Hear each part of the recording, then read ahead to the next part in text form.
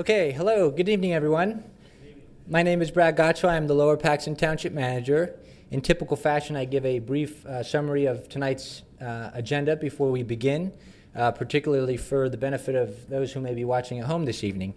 As you can see, we are attempting to accommodate as many individuals as we can in this room, as well as we do have 2 additional rooms down the hall in the typical multi-purpose rooms. There are live broadcasts to those rooms of this meeting. So those, I'm speaking to those in those other rooms right now, those who may wish to speak on behalf of any issue on the agenda. If you are in those rooms, you are asked to make your way into the room at some point to take the podium and ask your questions appropriately. We are starting a new process. We did start that last week of individuals looking to speak. If you could sign the sign-in sheet, that is for the benefit of our recording secretary to appropriately record names and addresses. So we ask that if you are looking to speak, you do sign in, that we have your information. So taking a look at the agenda, the board is looking to take action on a software agreement with Turnkey Taxes. And then they will go into a presentation of the agreement with the Harrisburg Area YMCA, followed by action on any subdivision and land development pieces of action, particularly the improvement guarantees. So with all that said, members of the board are prepared to conduct business, and thank you very much. Thank you, Bradley. We'll call this meeting of the Lower Paxton Township Board of Supervisors to order. I'd like to ask everyone to please stand, and Supervisor Judd will lead us in the pledge. Allegiance to the flag of the United States of America and to the republic for which it stands, one nation, under God, indivisible, with liberty and justice for all. Thank you. Before we proceed to public comment, I would like to announce the Board of Supervisors met in executive session prior to this meeting and will be meeting in executive session following the meeting to discuss a number of personnel and legal issues. The time is now for public comment. Public comment is for an item not on the agenda tonight. If you wish to speak to an item that is on the agenda, we'll take public comment at the time that that agenda item is called up. So does anybody wish to address the board on an item not on the agenda this evening?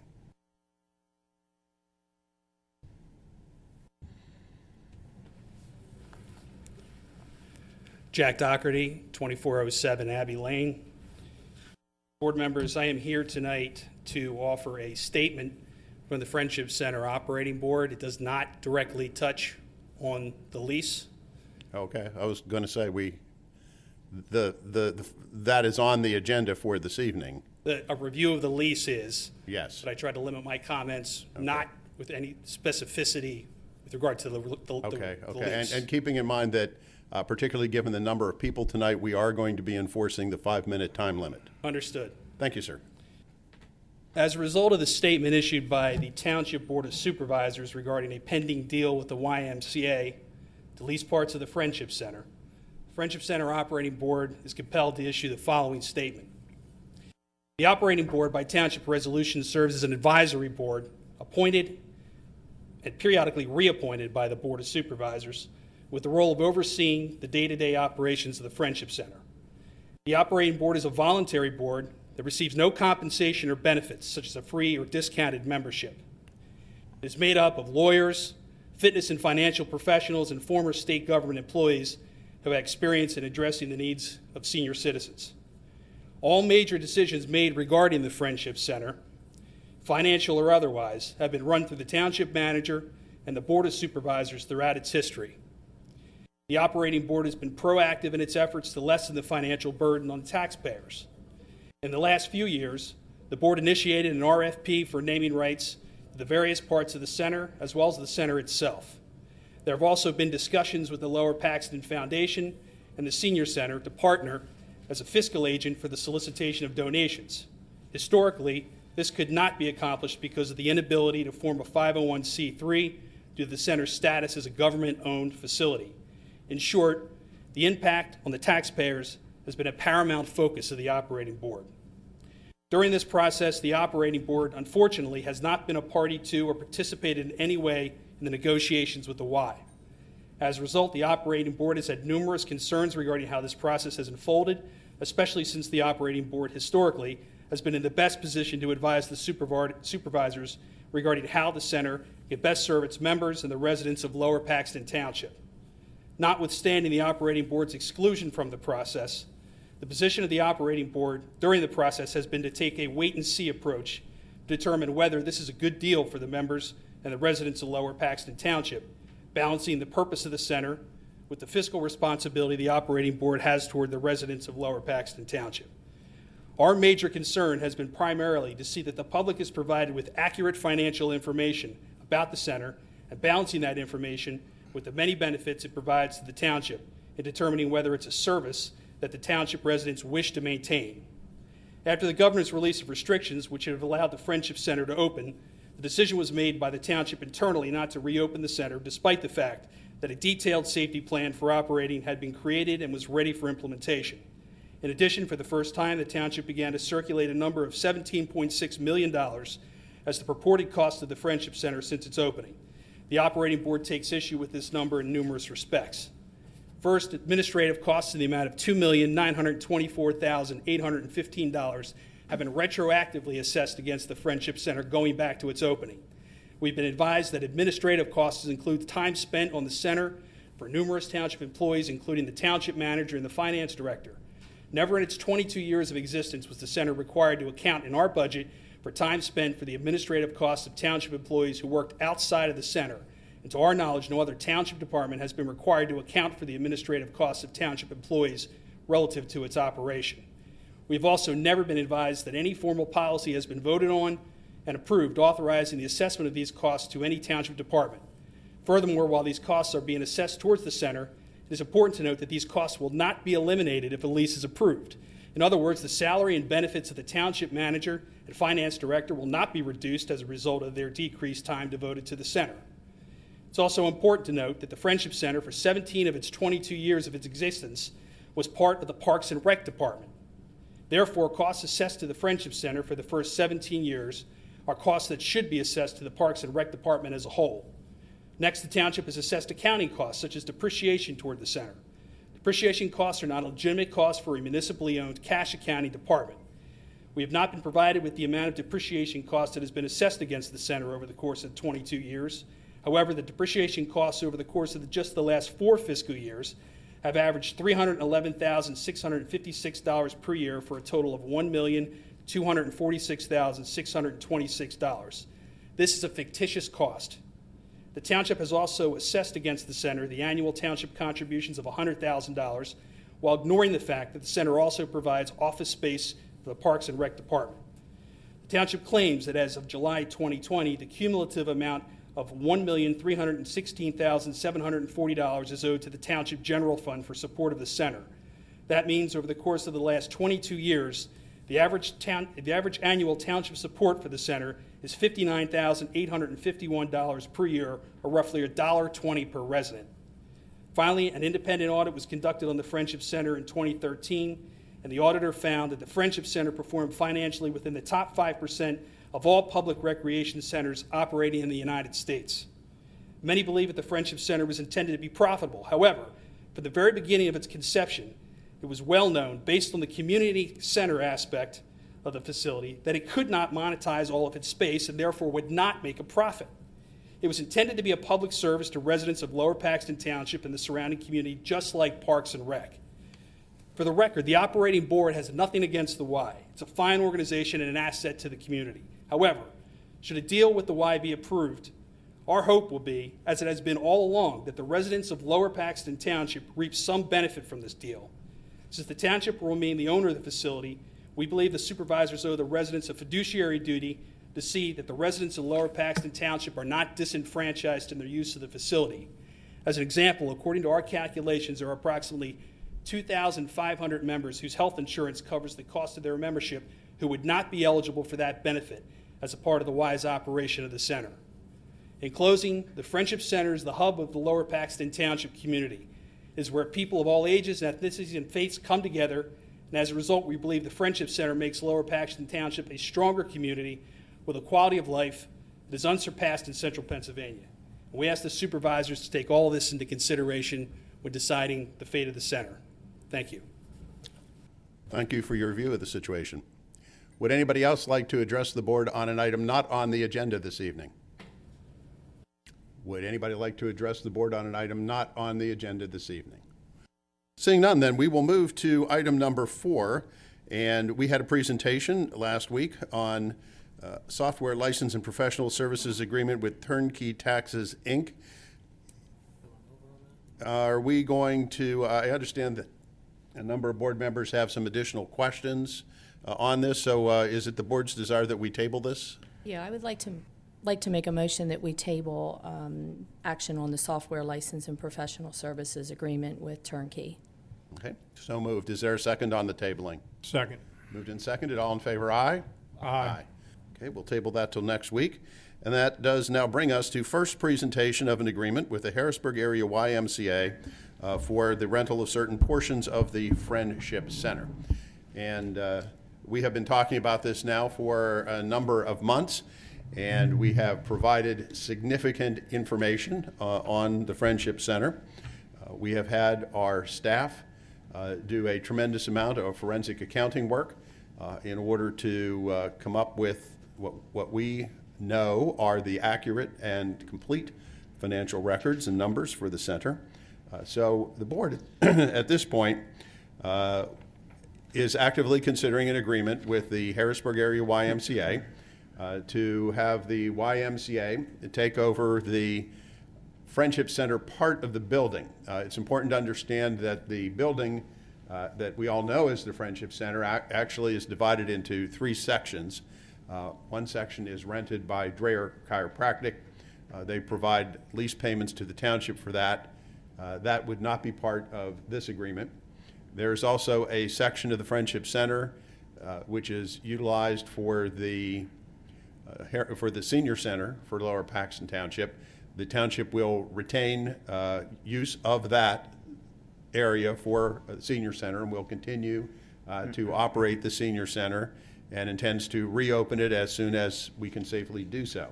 So the center portion of the building, if you will, is what we are discussing having rented by the YMCA and have them operate that as a branch of the Harrisburg Area YMCA. So first of all, we have 2 presentations.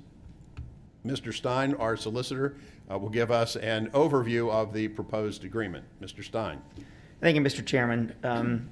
Actually, you stole some of my talks because I was going to talk about the lease premises. Oh, sorry about that. That's okay. The only thing I'll add in is that the parking lot obviously is part of those premises, and that will be shared between the Friendship Center, the Senior Center, and also Dreher Physical Therapy. The proposed term for the lease would begin on December 1st, 2020, and would continue until October 31st, 2050. In addition to that, there are 2 additional 29-year terms called renewal terms, which the YMCA could exercise if it so desired. As far as the rental payment listed in the lease is currently $10 per month. The property insurance, we'll get to expenditures by lessee and lessor. The property insurance, that's the insurance for the building as well as the real estate. Although the township would initially obtain and pay for that coverage, the YMCA would be obligated to pay or to reimburse the township for approximately 89% of that cost. With regard to renovation of the leased premises, should the Y so desire to make any improvements or renovations or do any expansions or other capital projects, the Y would be solely responsible for those costs. Built into the agreement is also an area that could be used for expansion by the YMCA should it so desire. With regard to maintenance, again, the YMCA at its sole expense is required to maintain the leased premises. They have to perform all interior and exterior maintenance of those leased premises. Also, with regard to taxes, to the extent there are ever property taxes that are levied on the leased premises, the YMCA would be responsible for paying for those taxes. But if it is put back on the tax rolls, the Y would be reserving its right to appeal that assessment and go forward to the Tax Assessment Board of Appeals. Since the Y is a 501c3 charitable organization, its properties are already exempt in Dauphin County, it would likely be that this property would be exempt as well. In addition, the Y would also be responsible for all of its own operating expenses, which would include things such as their own operating materials and supplies, any service agreements that they wish to enter into, and cleaning and custodial services and security service. They would be responsible for those. Just move on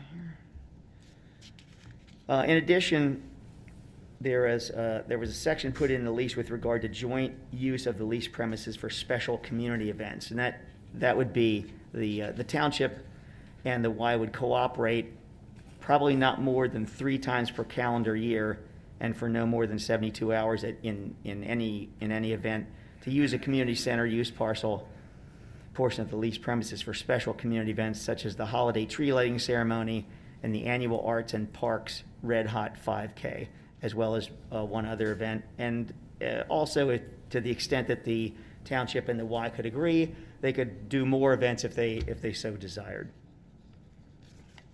The YMCA would be installing some signs that would need the prior approval of the Board of Supervisors as well as zoning approval, and those signs would be set forth in the agreement as an exhibit.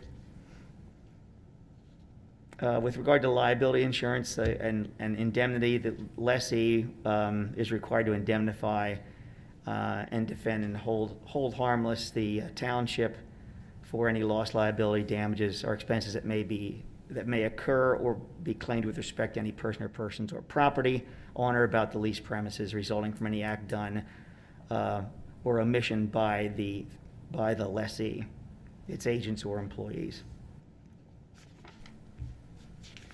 Most of these other clauses are what I would refer to as boilerplate clauses that you would find in typical commercial leases. Let me just see if there's anything else that needs to be mentioned that would be special. The Y would have a right of first refusal in the event that Dreher Physical Therapy or the Senior Center would terminate their respective tenancies during the YMCA's tenancy. The Y would have a right of first refusal to lease those areas if it's so desired.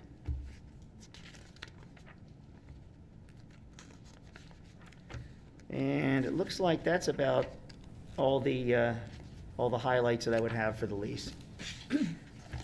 I think of note, a key component is the township will retain the ability to use the full building in the event of an emergency for emergency operations. Back last spring in March, as we were preparing to deal with the COVID-19 pandemic, and if you'll recall, at that time, no one was really quite sure how serious the pandemic was going to be. It has turned out to be serious, of course, but the most dramatic draconian predictions, thank God, did not happen. But as part of our emergency preparedness for dealing with the pandemic, that building would have been used for certain emergency services activities. So under terms of this lease, the township would retain the right should there be a pandemic, a hurricane, a flood, tornado, whatever, and there was a need to use it for emergency purposes, we would be able to do that.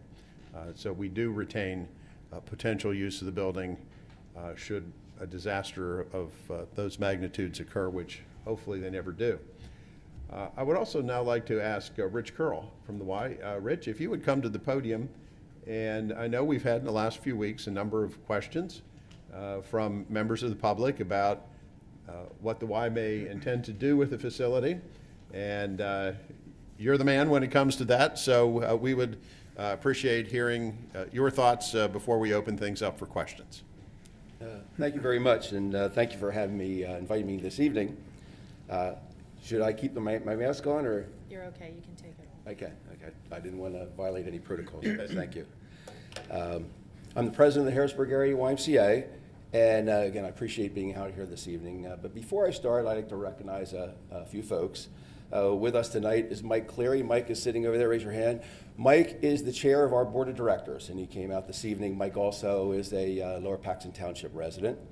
And Chad Krebs, who is sitting with me as the executive director of our East Shore YMCA. Chad is entire life has been a Lower Paxton Township resident. And I believe, I don't know if he made it into this room. I saw him earlier. He may be in another room. Is Andy Enders. Andy's family has had a business for 70 some years in the township. So Andy is on our board of directors as well, and is a member of our executive committee. So they have been very much involved in this process. I'd like to share a little bit about the history of our organization here in Greater Harrisburg area. We were established in 1854. We're actually recognized as the 8th oldest YMCA in the United States, the first being in Boston in 1851. And we're part of a network of 2,700 YMCAs across the United States, and they all do different things in different communities. And in fact, there's YMCAs in 118 countries across the globe. And again, very unique in the offerings of what's needed in those communities. Quickly about the scope of our organization, we operate 4 branches, along with our YMCA Center for Healthy Living. Our East Shore branch downtown on Front Street has been there since the early 1930s. Camp Curtin branch is in Uptown Harrisburg on North 6th Street. Our West Shore branch is across the river in Camp Hill. And our Northern Dauphin County branch is on the other side of Peters Mountain in Elizabethville. And then I mentioned our YMCA Center for Healthy Living. Its offices are in our corporate office downtown, but they're really everywhere in the region, delivering services, and when called upon by the Department of Health, they could be across the state. We also operate 30 child care centers throughout the region, mostly school age and school-based, and numerous day camp locations as well. Prior to the pandemic, we had 730 employees and served about 85,000 people a year, with lots of seniors, just like the Friendship Center, lots of seniors and a lot of families coming through our doors. You know, each year we averaged about 55,000 visits by our members each month. And again, like the Friendship Center, just very active centers of community life. We also award about $3 million in financial assistance and program subsidies each year. We have a policy that nobody's turned away because of inability to pay. And I would like to share a little bit about our board structure, because our board plays a major part in raising those funds. We go after grants. We generally about upwards of $3 million in grants a year. We also raise money. And each branch that I'd mentioned has a board of managers, and that board is comprised from the community, and the chair of that board sits on our board of directors with a legal vote, and the board of directors is the legal entity. We're a 501c3 corporation, nonprofit corporation in the eyes of Pennsylvania, so we're locally controlled. So sometimes people ask me, well, who owns the Y? Well, technically the board of directors own the Y, but our board of directors are all volunteers, and they're there for the betterment of the community. So that's a little bit about us. We typically work with about 200 organizations a year to deliver programs and services. I'll just share a few examples. On Sunday evenings, and this is before the pandemic, but Sunday evenings we opened up our pools to the Special Olympics, so Special Olympians could train for their events. We also opened up our West Shore Y pools for the military recruiting offices, for the recruits to get prepared for the rigors of what they're getting ready to go through. You may not be aware, but we have an 86-room subsidized housing facility downtown, and we reserve 16 rooms where we work with the Veterans Administration to provide transitional housing for homeless veterans. We also work with the USDA. Every day, our Camp Curtin branch prepares and packages and distributes 1,000 meals a day. We have a variety of mentoring programs we work with through Dauphin County. We normally host in the fall our Senior Expo, working with a lot of state agencies at our West Shore Y. All of our branches run our Healthy Kids Day event in the spring, which is, again, a major community event. And particularly during the pandemic, we've been doing a lot of blood drives, because a lot of the bloodmobiles couldn't handle the social distancing requirements, and we opened up our gyms at whenever they needed them as blood collection centers. So just give you, that's a little bit overview of us, but I'm sure many of you are wondering what programs and services we will be offering if we were to run the center. And I'll get into some of the details of that in just a bit, but I want to say that first we're going to look at what was really popular at the center and do our best to bring those services back as soon as we can. We're also looking to introduce new programs that the YMCA offers that might be attractive to the members. We believe our YMCAs and the Friendship Center really have a lot in common. We highly value working with seniors and families, and we offer programs for all ages and all interests. It's one of the things we can do, like our branches, with big box facilities versus just a small, maybe something in a strip center. And I know many of you are probably itching to get back. I would just encourage you to jump across the river, take a look at the West Shore Y, because it's very similar to the Friendship Center Y. So, we're really looking forward to the opportunity for a reopening and just bringing back the camaraderie and the vibrant atmosphere that exists in a center like that I know is sorely missed. I'd like to touch briefly on the introductory memberships that we're going to be offering, and kind of explain what an introductory membership is. I think the township distributed the rates some months ago, but when I say introductory memberships, that's just what we're going to be offering at, and that's going to be the rate. It's not like it's introductory for 60 or 90 days. That's the rate they're getting. We're trying to introduce people back to the program. But I think the Friendship Center had two types of category rates, those if you're a resident or those if you're a non-resident. So the rates we're offering will be between, I'm not going to go through all the categories, but between, for residents, between 11 and 27% cheaper than what they were before. The non-resident rates were a little higher, so those rates will be between, it looks like 20 and 35% cheaper. So I think folks who came to the Friendship Center will be pleased to hear that. I also wanted to say something about what this program is. And it's called our 2020 Fit Friends program, something we introduced a number of years ago because we thought we really had to lower the price point of membership. So if people join together, they get a lower rate, and it's been very, very popular, and we're happy to bring this to the Friendship Center. I'd also like to say that we will also be welcoming Silver Sneakers, Silver and Ash, and many other leading Medicare-affiliated programs. We're participating in them, and they're very popular. If you walk into our Ys, I mean, it's just very, very popular, much like the Friendship Center. I think it will be seamless, and I don't see any change there. There is a lot of change taking place with Medicare, and I think some others are coming into the area after the first of the year. We've been talking to them, so that will only broaden that availability, depending on who's affiliated with who. But we're happy to participate in that. And I also want to say is, you will be members of the facility, but also when you're a member of the facility under the Y, you'll be able to go to any other of our YMCAs in Harrisburg. And after this daggone pandemic is done, you'll be able to go to any YMCA in South Central Pennsylvania, in the state of Pennsylvania, or across the country, because there is a reciprocity. It was just suspended because of the pandemic.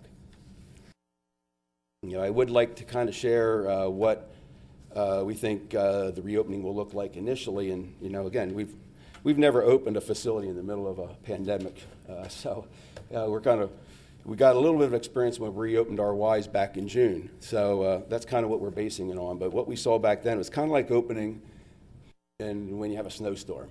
It's you really don't have much program going on, but it's open for recreational use, and you have your pools and your fitness center open.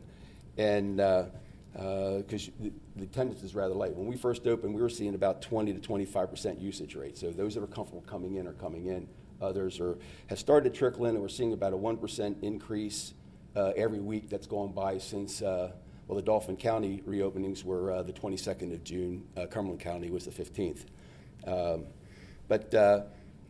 So initially, right now we have 0 members, so it's kind of tough to run classes with 0 members. But what we did at our branches when we reopened is we began to offer classes as interest and demand started to return.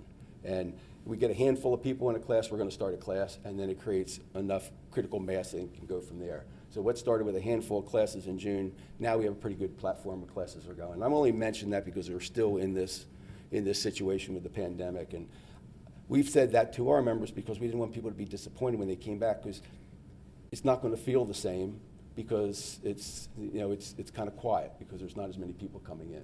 So we have to rebuild that, and again, we're using what we went through at our branches as an experience there. But I can say, as soon as we have people to run classes, we're going to run all the classes. And I think also the center, if you're familiar with going in, it's going to look a little different, because until all the social distancing and restrictions are removed by the CDC and the state of Pennsylvania, we have to comply. So it's be very much like our own Wise right now. Unfortunately, we're not able to offer ball activities because of the random bounce of a ball, gymnastics, guest passes, large indoor gathering events. It's been tough on us and on our members, but we need to comply with the mandates to remain open. And however, pools, currently we're able to operate our pools for recreational use. The fitness center will be open. Certain swim programs will take place. Lap swimming, family pool time, senior aquasize type programs are opening back up. Personal training, spinning, many group exercise classes, all with social distancing protocols that we have to have, and with reduced capacity levels, spacing issues. But as everything's going to be a go as people come back. At this point, we haven't had to have registration for limits on that because the demand hasn't been high at our Wise, but we'll see. The temperature's changing. Like I said, when we first opened, we saw 20 to 25% usage. Right now, we just hit 39%, and it's going up about 1% a week. So I think that will accelerate a little bit as the temperature gets colder. I would like to encourage you to take a look through our website and check out some of our programs, but I want to share when things get back to normal what we anticipate, and that's a full menu of programs. I'll just rattle some of them off. Swim lessons, competitive swimming, family and lap swims, along with specialty classes, scuba, lifeguard training, and others, gymnastics, tumbling, and child movement and ed programs, recreational basketball, volleyball, and of course, pickleball. Got to have pickleball. And a variety of fitness programs like Pilates, Zumba, bar, spinning, personal training, as I mentioned, child development programs from child care to preschool to day camp to child watch. We want to get back to everything we can that we're allowed to get back to, and as fast as we can get back to. I'd also like to mention that many of our YMCA Center for Healthy Living programs and fitness classes are currently online, and you can utilize that. I do have literature here. If you're not familiar with our YMCA Center for Healthy Living, we offer a whole host of programs. I'll share a couple. One is our Live Strong at the Y programs for those that are with or post-cancer treatment. They get a free membership for 12 weeks. They get free personal training.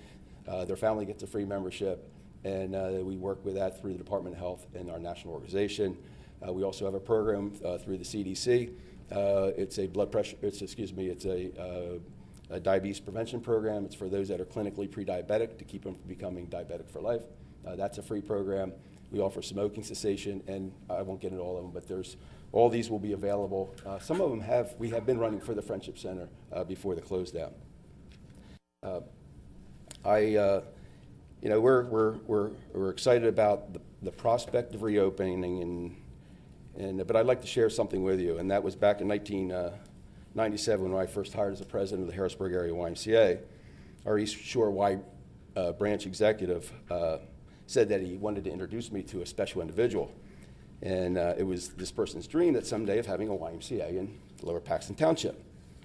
And for years, he was a member of our East Shore Y board, and even after he left the board, he ran a golf tournament with the proceeds to go towards the establishment of, someday, a YMCA in the township. And that gentleman's name was George Farling. And each golf outing that he had, he sent the money to the Y, and we put in a special account. And from 1991 to 2001, he raised $30,578. Today, that's grown to $116,000. So that money we see using the investment returns to be able to make improvements at the Friendship Center because that's what it was intended for. If somebody donates to us, we earmark it and we protect it. And we'd like to maybe, in an appropriate way, recognize George if this comes to be.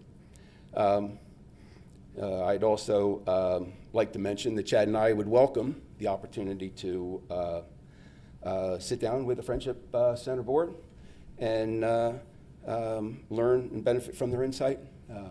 Our organization is a volunteer partner organization, and we respect that partnership, and we would be happy to sit down with folks there. I'd also like to thank Rachel, who's in the back, for her assistance. And I know it's been difficult, and appreciate you working with Chad and I, and it's been a pleasure to get to meet you, and we appreciate that. So at this time, I'd like to accept, if it's acceptable to the board, I'd like to take any questions. Okay. I think what might be helpful, might be a little awkward, but if you could return to your seat over here, and then we'll have anybody who wishes to ask a question come to the podium. That way we can all continue to maintain our, yes, we want to continue to maintain our social distancing because whereas we want everybody to have an opportunity, we still want to keep everybody safe. So at this point, if you have questions, please come to the podium. As always, we ask that you give us your name and address. And keep in mind that given the number of folks who we anticipate will want to speak this evening, we want to limit everybody to 5 minutes. Thank you. Good evening. My name is Steve Mercurio. I reside at 2395 Toscana, obviously in Harrisburg. Lived in the township for approximately 28 years. My question tonight is for Rich. You mentioned competitive swimming. The Friendship Center has housed the Lower Paxton Aquatic Swim Club for approximately since its existence. I'm fully aware that the East Shore Y under Mike Goldberg has its own swimming program. How will you treat the Lower Paxton Aquatics Club going forward if this lease is accepted and everybody signs off? How will you work with the Lower Paxton Aquatics Club to, have them function as they do today? Or have you thought about it? Do you have a plan? Are you thinking about merging the two? I mean, it's just it's a question that I'd like you to address. The YMCA historically provided. Thank you. The YMCA has historically provided competitive swimming. We have a long history of that. Fully aware. And so we intend to have competitive swimming. We recognize that the center provided that service for a lot of kids that the schools didn't have the pools. Correct. And we plan to have that. We don't have concrete plans. By and large, swim programs are already in progress for this year.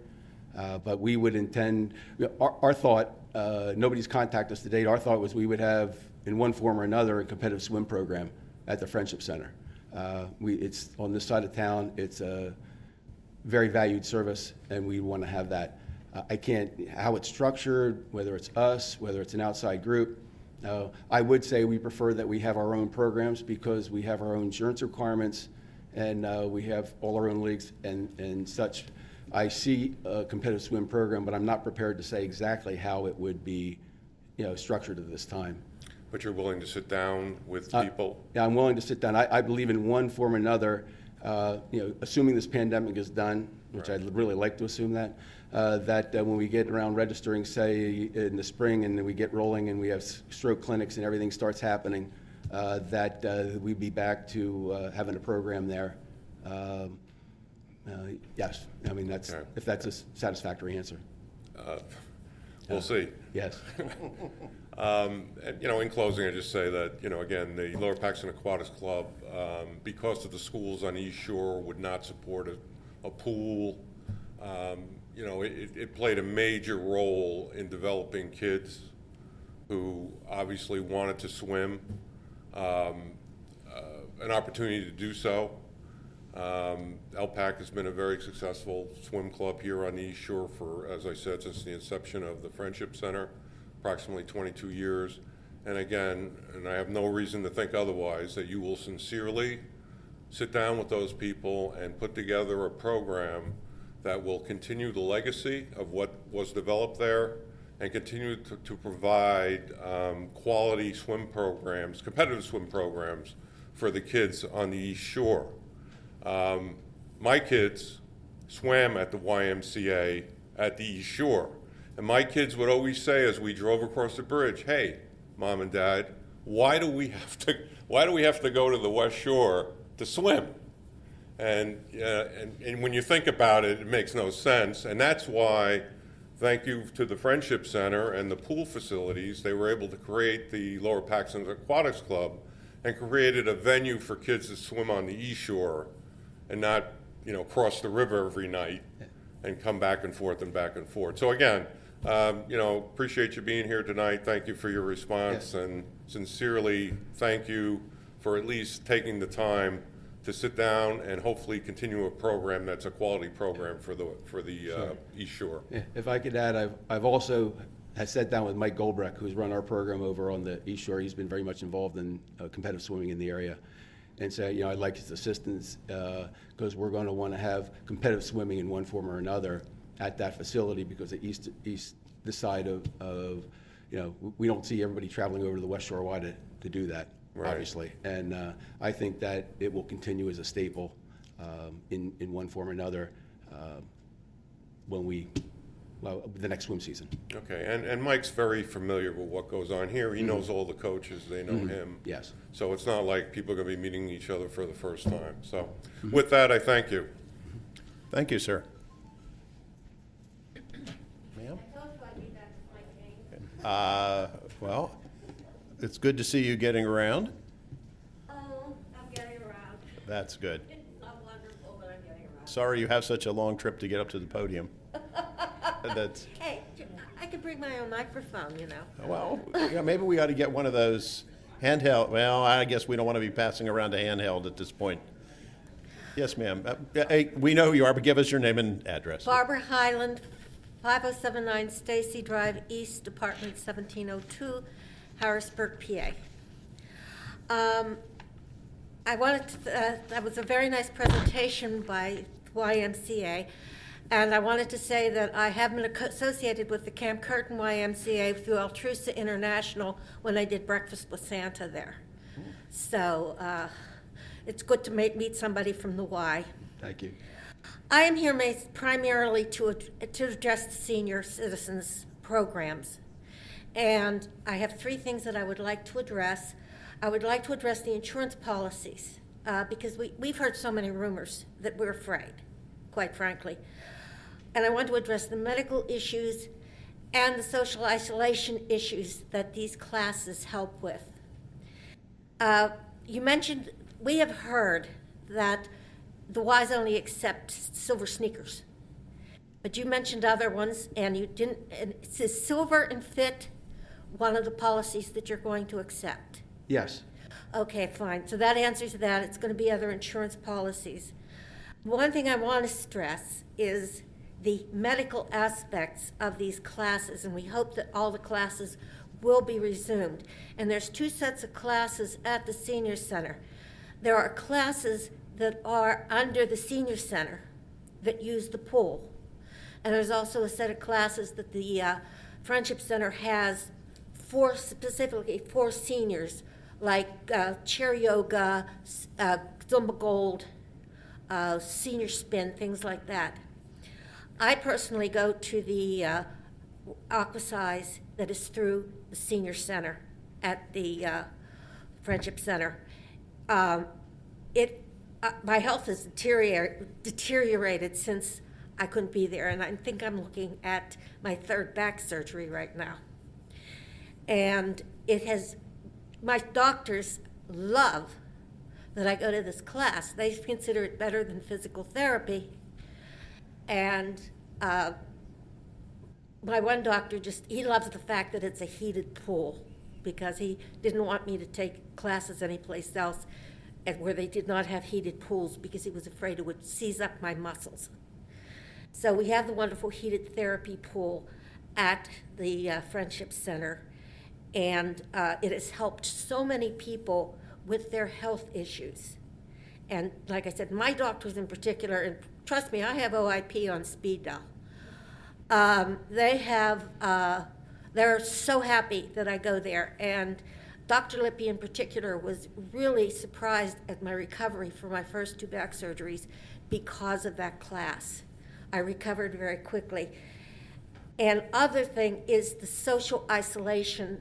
The people who go to this class, they have friends, they develop relationships, and they take care of that. And you don't have to be like myself, you not have family to suffer social isolation when you are a senior. A lot of times, families just don't come through for senior citizens. And what happens at the Friendship Center is beautiful. I consider the Friendship Center my happy place, and I really am urging that our classes resume. I mean, they are an integral part of the community now. Okay, ma'am, can you get to the question, please? Because we have many people who are waiting. Oh, I'm sorry, I'm almost finished. It's mostly a plea on my part that all the classes will resume. Well, I'll answer that is, if you go over to the West Shore Y, for example, it's filled with classes with seniors in the morning. We don't see that changing. I mean, serving seniors is a big part of what we do. So I think you can rest comfortably that that is our plan to do that. There are a lot of changes in the Medicare insurance, and this is the enrollment period. A lot of things change, and I always encourage people to take a look at what their benefits are, because sometimes it does changes. That's not anything we do.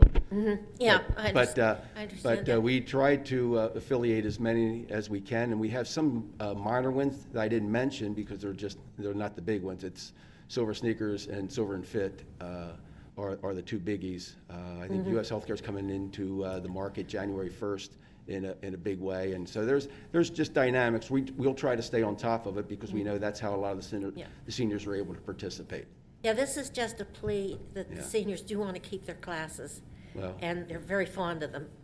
it's I can appreciate that, respect that, and I would pledge that we would continue to do that, because you walk in any of our Ys in the morning, and that's who we're serving. I mean, that's a big part of what we do. Thank you very much for listening. Thank you, ma'am. Yes, sir.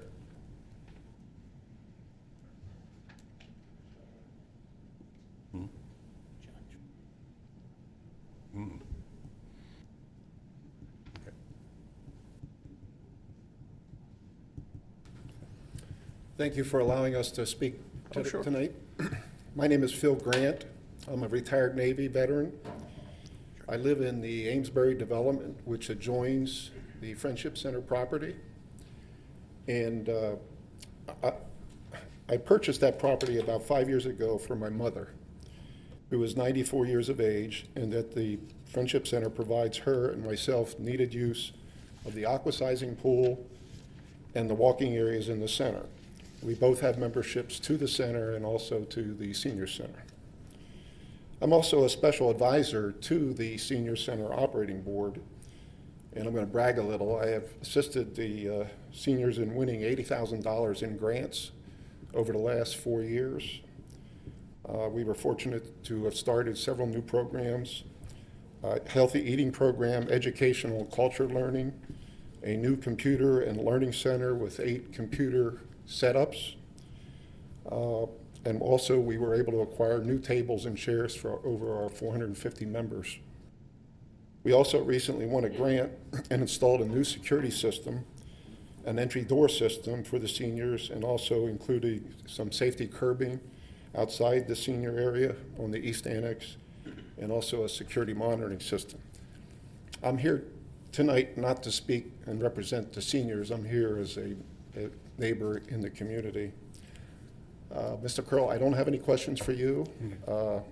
I know several of your board members, Mike Davis, and also the Kresge family, who speak very highly of you. They call you a meat and potatoes guy, so just wanted it as a compliment to share with you. Yeah. My focus this evening is more to understand the logic that developed with a $10 a month fee to the Y for the Friendship Center, based on the Friendship Center being an upscale facility with all the capabilities. It just surprises me somehow they came up with the negotiation of a $10 monthly fee. So my questions are more focused to the board and also Brad and Mr. Stein. So first question is, what is the current appraised value of the Friendship Center? Approximately $5 million. Okay, that's the building. Yes. How about the land? Well, the building and the land. Okay, how about the equipment inside the building? That appraisal would not include the equipment inside the building. That stuff's leased. What's that? A lot of the equipment is A leased. lot of the also. equipment is leased. Leased. So you don't own any of the equipment in the building? Some of Anyway, It's if you don't mixed. have the answer, that's fine. I just would like to have it on the record, I'd like to understand the true value. Let me ask you, how much, based on the fact that you have fire damage insurance replacement cost, what is the appraised value of the Friendship Center for insurance purposes? I mean, actually, the township hasn't done an audit in terms of its casualty and property liability insurance in a number of years. What we do is we take the annual, cost of living and other types of industry standard increases to adjust those amounts. So I couldn't say that pointing to the current insurance-based valuation of the Friendship Center at today's date would be an entirely accurate representation of what the valuation would be. I say all that to say the property is fully insured and fully covered. We have a general umbrella, you understand, but Right. so I just say that the valuation that we have today wouldn't be entirely accurate. Okay, what is your next question, sir? Okay, well, I just want to understand the appraised value, because obviously, based on the emails exchanged with Rich Curl and his staff, you've been sending them a lot of data relative to estimated values of the property, and I'm sure they did their due diligence and looked at that. So let me go into second part, which is the debt obligation. Yes. We heard Jack talk a little bit about it. What is the current debt obligation for the Friendship Center? What are we at, $3.5–4 million, I believe? Let me pull up the exact number. We just, with the refinancing, it actually changed, not in a good way, but it did change with the refinancing and the restructuring from the spreadsheet that we had provided a few months ago. So if you would please bear with me, I can get the exact number for you. But I think it's important to note that the Friendship Center has been unable to cover the annual debt payments. And for a number of years now, the township has engaged in a practice euphemistically called debt smoothing, which is actually a nice way of saying deficit financing. The township has been paying half or more of the annual debt service payment against the promise that someday, maybe, possibly down the road. Yeah, I see that in the annual financials, Yeah. actually, what you've been applying. So So while Brad is looking that up, let me just ask you, if I may, is the debt obligation being some way addressed based on the terms of this lease agreement with the Y? Or is that separate, and you're handling that as a township? That is separate, and the township will handle the remaining debt. It'll take approximately 3.5 to 4 years to pay off that debt, at which time the township will have been relieved of substantial financial obligation, because the YMCA will be covering all the operational and ongoing and future capital improvement and maintenance costs. Triple net. Yes, sir. I'll get into that in a second. Well, can we speed this up? Your 5 minutes are up. Already? Yes, sir. It goes by quickly. Can anybody else give me their 5 minutes? No, it doesn't work that way. Oh, I'm sorry.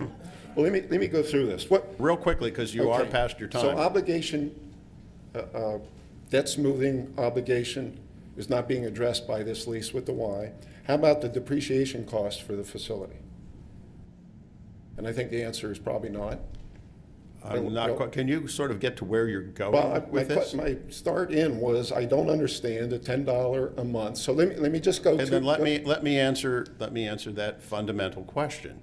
Go ahead. Okay, the goal of the Board of Supervisors was to enter into an agreement with the Harrisburg area YMCA's that would allow them to take over operation of the facility, thus relieving the township of its operation obligations and expenses, and relieving taxpayers of that expense, and having the Harrisburg YMCA take on all future maintenance and capital expenses of a now 20-year-old building that has been costing us hundreds of thousands of dollars in upkeep a year on top of everything else.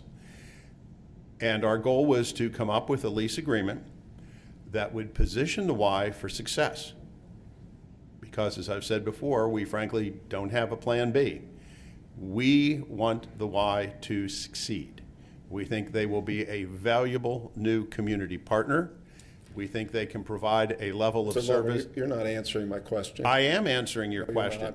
So let me go. No, stop. I am answering. Please don't get I rude from am me. answering your question. I ask you, what's the basis for the $10? I am You're giving getting me there. You're filibustering me. No, I'm not. I'm explaining. Would you please sit down? Your 5 minutes are up. No, because you're taking. Well, then we'll just sit here until you do. Let me just share with the group. No sharing. You're going to stop and you're going to sit down, or I'll have these gentlemen remove you from the room. We're not going to go there. I can see. No, I'm going to pick up where I left off. And Mr. Trish is next, by the way. I'm getting to answer his question, and he is going to hear the answer. And the answer to the question is, our goal is to come up with a, don't shake your head, because I know no matter what I say, you are going to disagree, and you are going to want to go in another direction. But I'm telling you what the facts are. Now, you're entitled to your own opinion, as was said the other night. You're not entitled to your own facts. These are the facts. We want to come to an agreement that will position the Y to be successful, which means the benefit to the township is that we are relieved of the operating expense and the ongoing maintenance and the ongoing capital improvements to the facilities, which will be taken over by the YMCA. To that end, we wanted to have the amount that they were paying us on a monthly basis to be next to zero. However, of value to the township, as I mentioned earlier, the fact that we will retain usage of the facility for emergency purposes, and that has a value to us as well. So that is how we came up with the number. Mr. Trish, you're next. Let me just add. I think it's a fair question. Okay? And I think you're starting to get the picture that the benefits, most of the benefits are going to be going forward. And all of the items, the big ticket items and costs that taxpayers don't have to pay for. Now, obviously, we don't know exactly what those big ticket items are. They're going to come.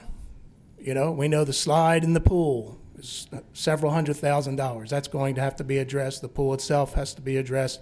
We know that taxpayers already paid for the HVAC system and a few other things heading back in recent years. So your question is legitimate. We are not going to be making a great deal of money off of a nonprofit. I think that's understandable, and that's not the point of pursuing this agreement. The agreement is to stop the bleeding and protect taxpayers, the vast majority who will never be able to afford to step inside of that place and never have, as wonderful as it is. We owe them some consideration, all right? And this is what this is for, okay? I know we can disagree over the numbers, but there's a reason when somebody like Moody's investors said you got to watch what's going on there with your bond rating. There's a reason they do that. They have no vested interest in this discussion at all. They're purely looking at it from our ability, which is taxpayers' ability, to be able to pay back debt down the road. So your questions, I think, are fair, and I think if we look at it from the way we're looking at it, I think it begins to make a lot more sense. And Mr. Chairman, I appreciate the courtesy. Let me just make one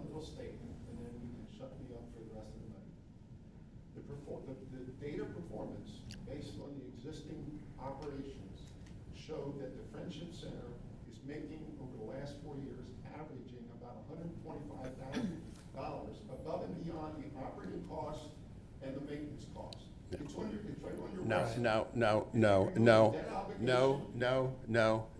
just let me finish? So based on that, here you're allowing, and I have the highest regards for the Y. But what I don't see this is benefiting us taxpayers, because you're still gonna have, you're doing the triple N, which I understand, and 3 nets, even though it's not a true 3 net because you're sharing 50% of the roof replacement. You're also required. Can you please get to the point? The bottom line is, the current operations of that center was generating $125,000 a year. No. Well, No. that's Right. the data you No. have on your system. It's a simple way to do it. No, Look at it the- is not simple. Oh, it is simple. No, it is not. All right, it's Mr. Trish's turn. Mr. Trish? John Trish, 600 Prince Street. As a lot of people don't know that are here tonight, but all the supervisors know me except for the new one, Mr. Ferrer. Welcome aboard. Congratulations. I've been coming here since the exception of the Friendship Center, bitching and complaining about how much money the township has been paying and have been paying and are going to be paying for the next years and years and years and years. The gentleman who just spoke, I have absolutely total confidence in what he's saying. I think that the agreement should say that it's $10 a month plus $10 per citizen that uses it to go towards the debt that we have.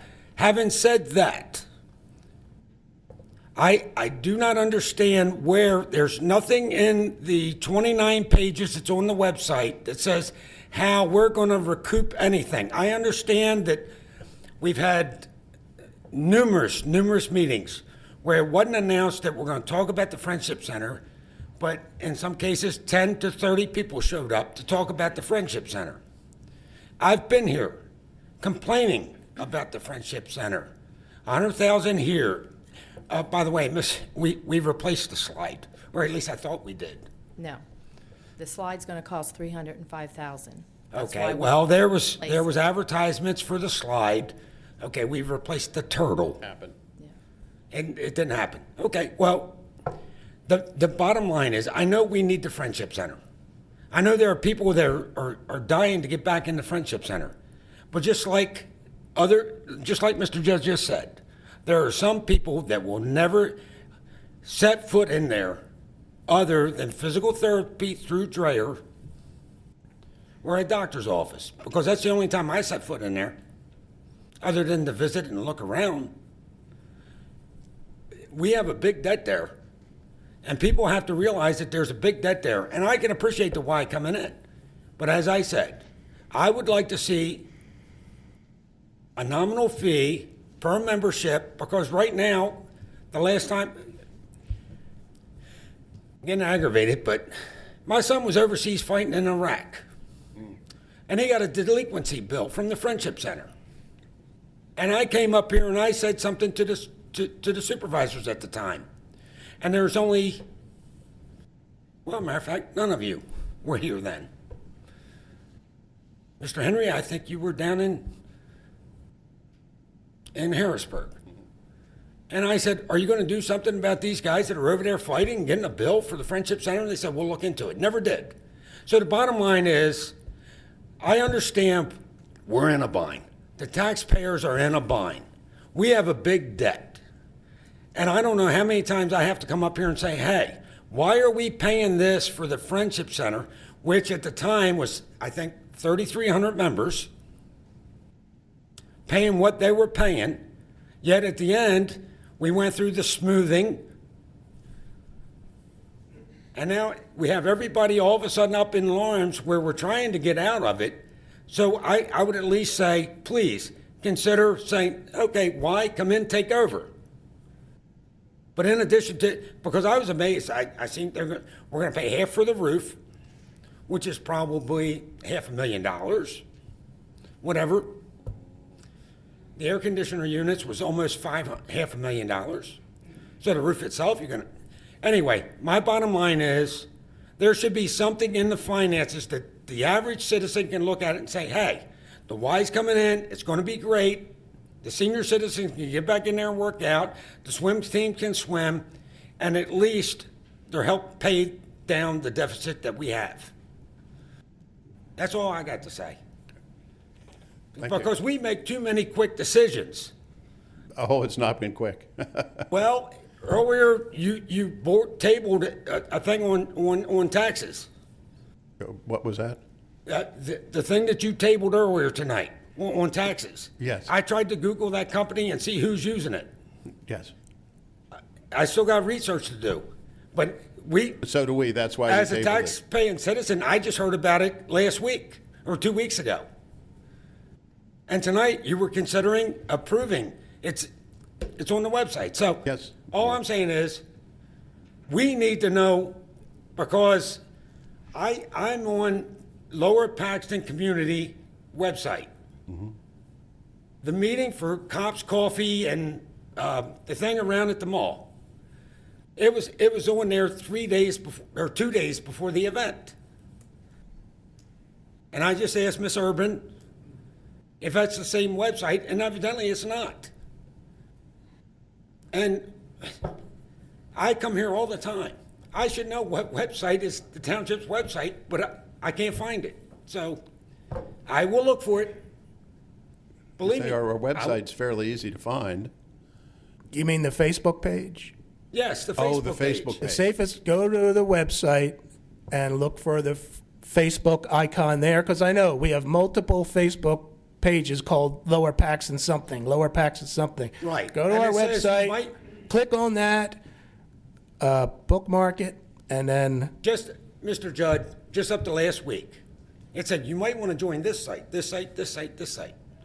And when I commented about the coffee and police officers, I said, sure would be nice to know about it ahead of time. Somebody put a post up with a picture of Lower Paxton. That's all it said at the top, Lower Paxton with blue and border. They advertised 3 days ago. Well, that was 2 days after the event. And I responded, what post? Where is this post? We don't. So, all we don't, I'm we saying don't, we is- don't control those. Those Facebook pages are controlled by whomever. I mean, anybody can start a Facebook page and name it Lower Paxton, whatever they want. And as Mr. Judd has said, a number has. But if you go to our website, you can link into our official Facebook page, and then you would get all that information in a more timely manner. I would love to show you my iPad. All right. And you John, can just see how for- many times. Just Yes, sir. just for clarification, it was announced some time ago to be held at George Park on a Sunday. And I guess it was like 2-3 days before that occurred, they made a change to make it on Saturday at the mall. And I think it had to do with a conflict that was occurring at George Park. Plus, looking at the weather forecast, they were kind of thinking it was going to rain pretty hard on Sunday. So it did change at the last minute. I understand that. But Okay. if it was George Park, Mr. Trish, Oh, can, okay. Real can we quick, move on? Like I la- say, last we thing have. I'd like to say. I think we have a number of other people who would like to speak, so I would like last to thing move I'd on. like to say is this. Just consider, it's probably already in black ink and typed and printed.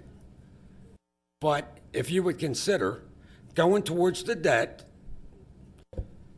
$1, $2, $10 a membership, to go towards the debt so that people that don't even step foot in there help pay for it. Thank you. Thank you, sir. Yes. By the way, Mr. Grant, isn't today the Navy's birthday? Today's what? Navy's birthday. Oh, As a okay. Navy veteran. Oh, good. That's it. Oh, congratulations. Yes, sir. Your name and address. Dave Barrett, Kenwood Avenue. Hey, Dave. I'm a member of the operating board, but this is a question as a resident. I understand the idea of a lease arrangement with the YMCA, but what I don't understand is this lease agreement itself. When I first read it, I thought I was missing half of the lease agreement, because if our biggest concern is our debt and our capital improvement needs, neither of those are addressed in that agreement. So I was wondering why they're not addressed in the agreement. Capital improvements are addressed. All ongoing operation expenses and capital improvements will be the responsibility of the Y. And keep in mind that the lease is for a portion of the building, not the entire building. Right. So I was expecting a lease agreement written more similar to what Dreyer has. well- So why wouldn't you structure it similar to that lease We agreement? structured it in a manner designed to give the Y, a nonprofit organization, the best chance of successfully operating the facility and providing us with the level of service and programs that we want to see there. In the process, you've given them a very favorable arrangement. Yes. I don't think it protects the Lower Paxton Township residents. We've made an investment over the last 20 years, and what you're doing with this arrangement is locking us in at the bottom with no chance to recoup any of that investment. So I don't have any questions for the why. I just don't know why it wasn't structured more like a square footage arrangement, like Dreyer. For the reason I just explained. So then if in the last few months it's been presented that the Y, being a 501c3 that can do large capital improvement campaigns, why isn't that written into the agreement? You could structure it such that they're going to put X number of dollars into the facility over a certain period of time. If you write a lease this way, essentially what you've done is sold the Friendship Center for the next 90 years for $10,800. I don't understand that. Well, the understanding is what Mr. Judd said a few minutes ago. The goal here is to stop the bleeding, stop the financial bleeding. This will do that. Okay. We understand that we are essentially going to write off our existing losses in the building. We know that. What we're attempting to do here is to plan for the long-range future, the medium and long-range future, so that 3.5, 4 years from now, when we've finished paying off the debt service, we no longer have that obligation. We no longer have the obligation of operating the facility and the costs associated with that. We no longer have the ongoing capital improvements and maintenance of the facility. That will be the responsibility of the Y. That is the ultimate payoff for the township. I would encourage every resident to go to the township website and hover over the button that says, I want to. Drop down the menu and click on Township Budgets. Click on the 2020 Friendship Center Fund budget. You'll be able to see the actual figures for 2016, 2017, and 2018. At the end of the fourth page, it'll show you the net total Friendship Center fund. It shows a deficit in 2016 of $200,537. If you take the depreciation off that figure, it shows that the Friendship Center was $99,762 in the black for 2016. For 2017, the net total shows negative $342,858. If you take off the depreciation, we were $32,820 in the red. For 2018, the net was negative $247,153. If you take off the depreciation, we were $64,387 in the black. So to characterize the Friendship Center as hemorrhaging cash is totally incorrect. You can look at the township figures themselves and see for yourselves that the Friendship Center has been mischaracterized. What's that? This lease shows that we've made this negotiation in a vacuum, that we've set out to, at all costs, rid ourselves of the Friendship Center. And with this input, it shows that the financial situation has been misrepresented. Okay, your Thank you. 5 minutes are up, and you just completely misrepresented the financial situation. Yeah, because Yeah, because what has happened over 20 years is there has never been a one stop or one section accounting of what all the costs have been. The costs have been spread out through multiple different categories. What we have done for the first time is go through all the different categories, all the different expenses, and come up with a true picture of what the costs are. That is one of the things that is driving this process. No. Who's next? Yes, ma'am. Okay, can we take a second here, and Brad, can you help us? Because this, I can see where this is going. We have two Yes, sure. different sets of numbers, and we're just saying ours are right, yours are right, and, you know. Can we talk about the increase, the increased contributions, I guess the taxpayer impact, the numbers we have put up, the Friendship Center's cash on hand as it has gone down in recent years, and the dangers that we were facing when Moody's talks about the increased general fund support for the Friendship Center was a concern as far as affecting and putting our bond rating in danger. Can you explain that? Yeah, so, yes, this is a very complex issue, as we all have come to understand. We admittedly, I believe, for a number of years, really since the Friendship Center's inception, have not structured the financial presentation of the center in a way that is easily understandable, one that you can easily follow at any given time.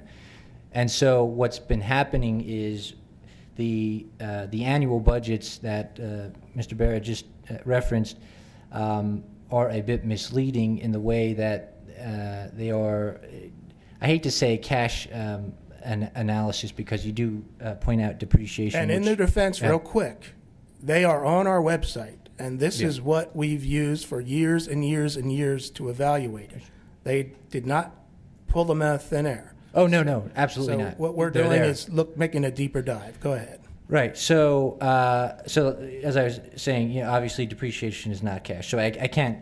That's why I say I can't call it a true just cash accounting. But my point is the budgets that are presented are cash in the way that they describe the annual, surplus, operating surplus or operating loss from year to year of the Friendship Center. What's not included on those documents, and is the large portion of what the board is talking about now, are the items that we've attempted to show through the spreadsheet that details the cost back to 1998, which are the big ticket items of the township contribution, the township public works department cost, as well as the township administrative costs. In addition to the really big item, which is that of the due to GF, as you will see on the document, which stands for due to general fund. This particular point, particularly over the years, is the cost that the Friendship Center, on any given day, the Friendship Center is not able to, at that particular point in time, cover those costs. So we have in the township, we have essentially, you can look at it as two different cash bank accounts. We have the township's cash bank account, and then we have the Friendship Center's cash bank account. If the Friendship Center's cash bank account does not have money in the account, the general fund, the township's bank account, covers the cost of the daily expenditures of the Friendship Center. When check runs are done, if there is not enough money in the Friendship Center's account, the general fund will pay the bill of the Friendship Center at that particular check run. Over the years, that amount of money continues to accumulate, and that's what the spreadsheet shows as the due to general fund. As you can see on that spreadsheet, as we continue to go into these years, 2018, 2019, 2020, that number gets larger and larger because you're furthering the strain on the Friendship Center's bank account, and it then has to crawl out of a bigger and bigger hole to cover those ongoing operational expenditures. So I'm sorry. So that, I mean, those types of items are not shown on the annual budget because they're not budgeted items. And so it's very difficult to just go to one particular document and see, okay, this is what the Friendship Center is costing. And when Moody's says a factor that could lead to a downgrade in rating, increased general fund support for the community center, Yeah. it's that and everything else. Yeah, Moody's has noted over the years, we do bond calls now. I said to the board, this is the most bond ratings calls I've ever been on in my professional career, so thank you for the experience. We talked with them a lot. Yes, which is a good thing. We've been doing refinancing this year, but they have been noting over the years increased audited and auditing and accounting losses in the Friendship Center. Again, these are not the cash losses. These are the costs that we have been noting in the accounting. So, and so that is a big concern of Moody's, the rating agency. If that continues, that trend continues, it's clearly not a good thing for the township because we are essentially underwriting that debt. So I would say if Moody's raises a red flag and says you have a problem, that's about as impartial and arbiter as you can get. And when a rating agency like that raises a red flag and says that you have a problem, we would be negligent in our responsibilities to not address it. Yes, sir. Mr. Chairman, if I may, if I could address also the admin costs just real quickly, just in case, because I feel it may come up again. Yes.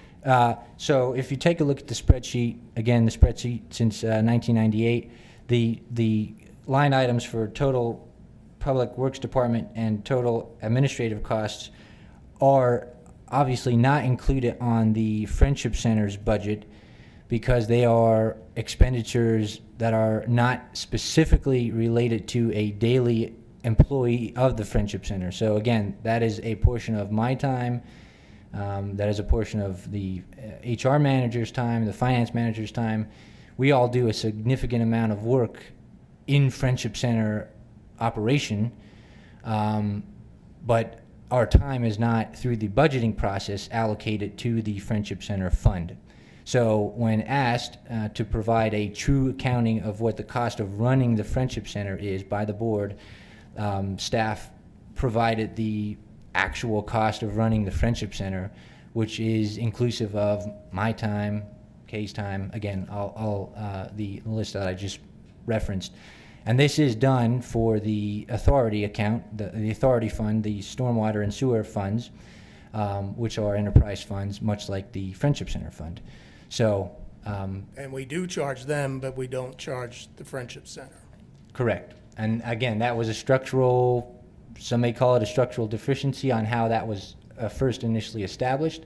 In that fund budgeting, I probably would have at the time recommended it be included, but for whatever reason it wasn't. And for the operating board's benefit, it wasn't, so there's no reason why they would be expected to budget for it. Correct. But in the end, it is a workload that a lot of our township employees have to do, and they could be doing something besides working, for a gym and a pool and things that the rest of the township residents would benefit from. If I may, it wasn't in there because until 2015, no one considered Friendship Center and Parks and Rec two different things.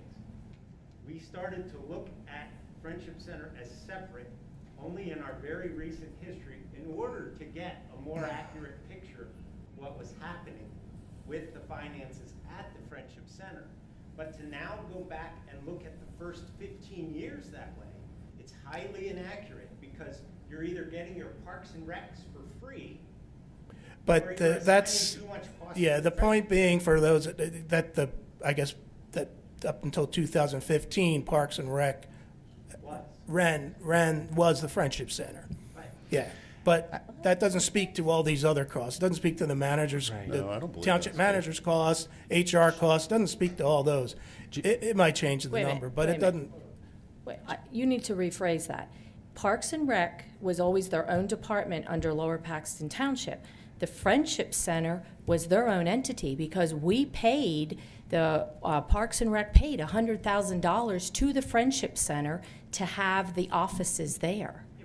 I don't ever remember hearing that the Parks and Rec was part of the Friendship Center. The Friendship Center is its own entity. I'm talking about in regards to an admin cost. So if you're assigning admin costs to the Friendship Center, from 2000 to 2015, you'd have to accurately say that was Parks and Recs, not Friendship Center, because they were the same department. It's the administrative cost to run the building. I don't care what account it goes under. It's the administrative cost to run the building. It Which- If has, you're searching for clarity, you either got Parks and Recs for free, or you're No, assigning the no, costs no. twice. No, because it has- Parks and Rec has the amount of administrative overhead that would be assigned to Parks and Rec would be above and beyond that. So no, it's not for free. You know, and I think as both Mr. Judd and Mr. Gottschall have explained, what we've done here for the first time is to aggregate all the different costs from all the different ways in which money was spent on the center. And forensically, it was very difficult to do because a number of the big capital items were rolled in with financing for many other projects. So it was then how much of that do you assign to the Friendship Center? So that's why it took us so long to sort of peel the layers of the onion back and get to what this cost.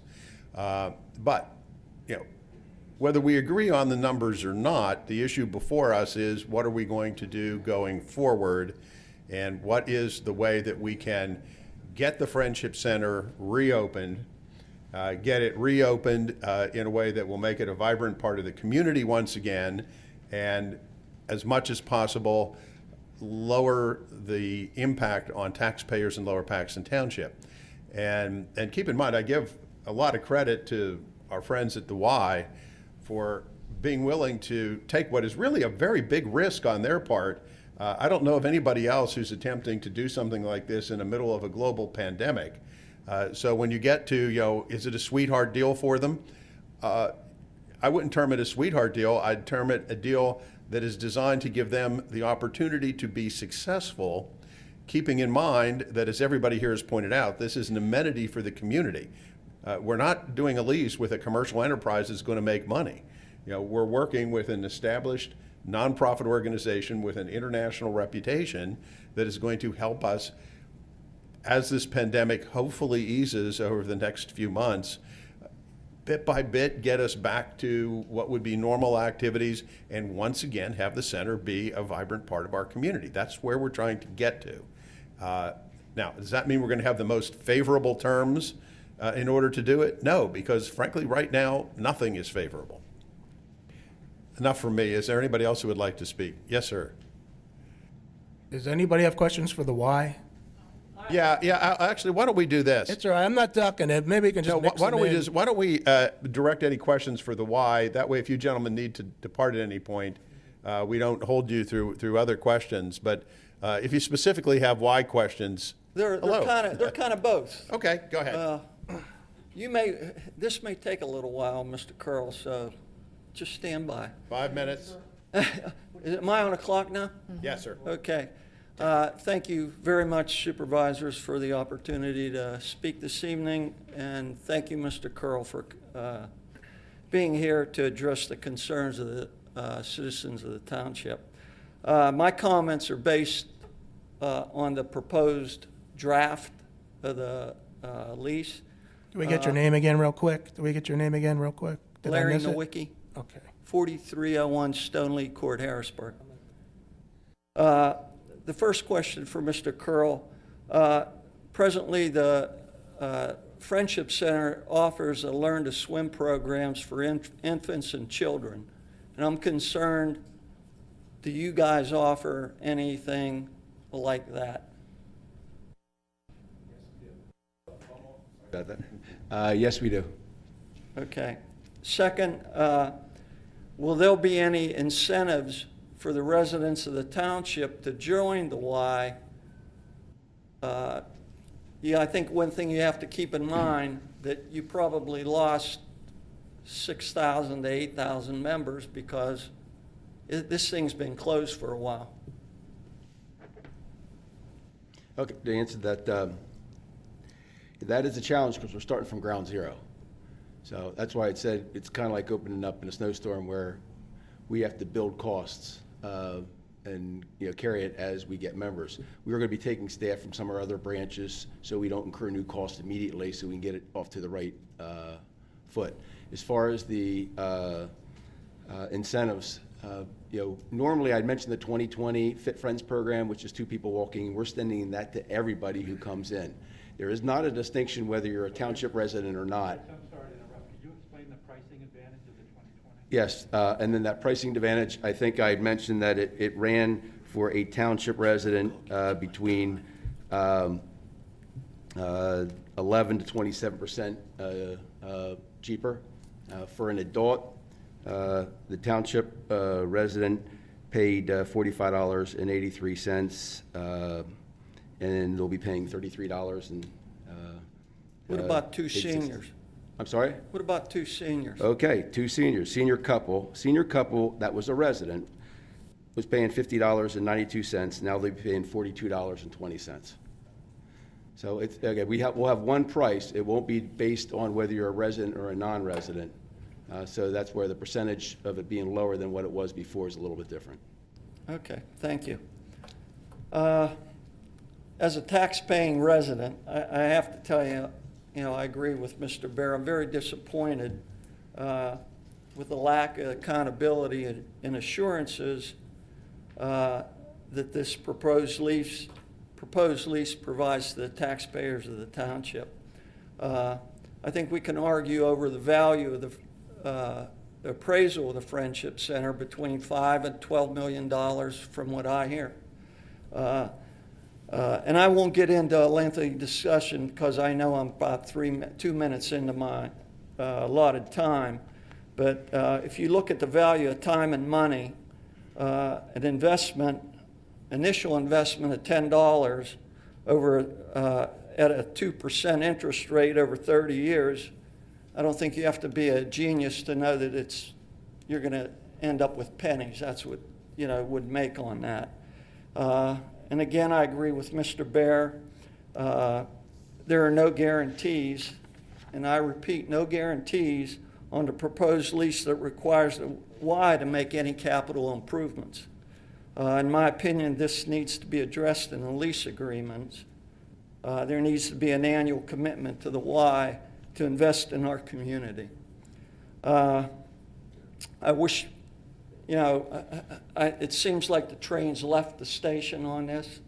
I wish that the supervisors would reconsider and give the operating board and the current management of the center additional time to correct any deficiencies and resolve some of the money differences that they have.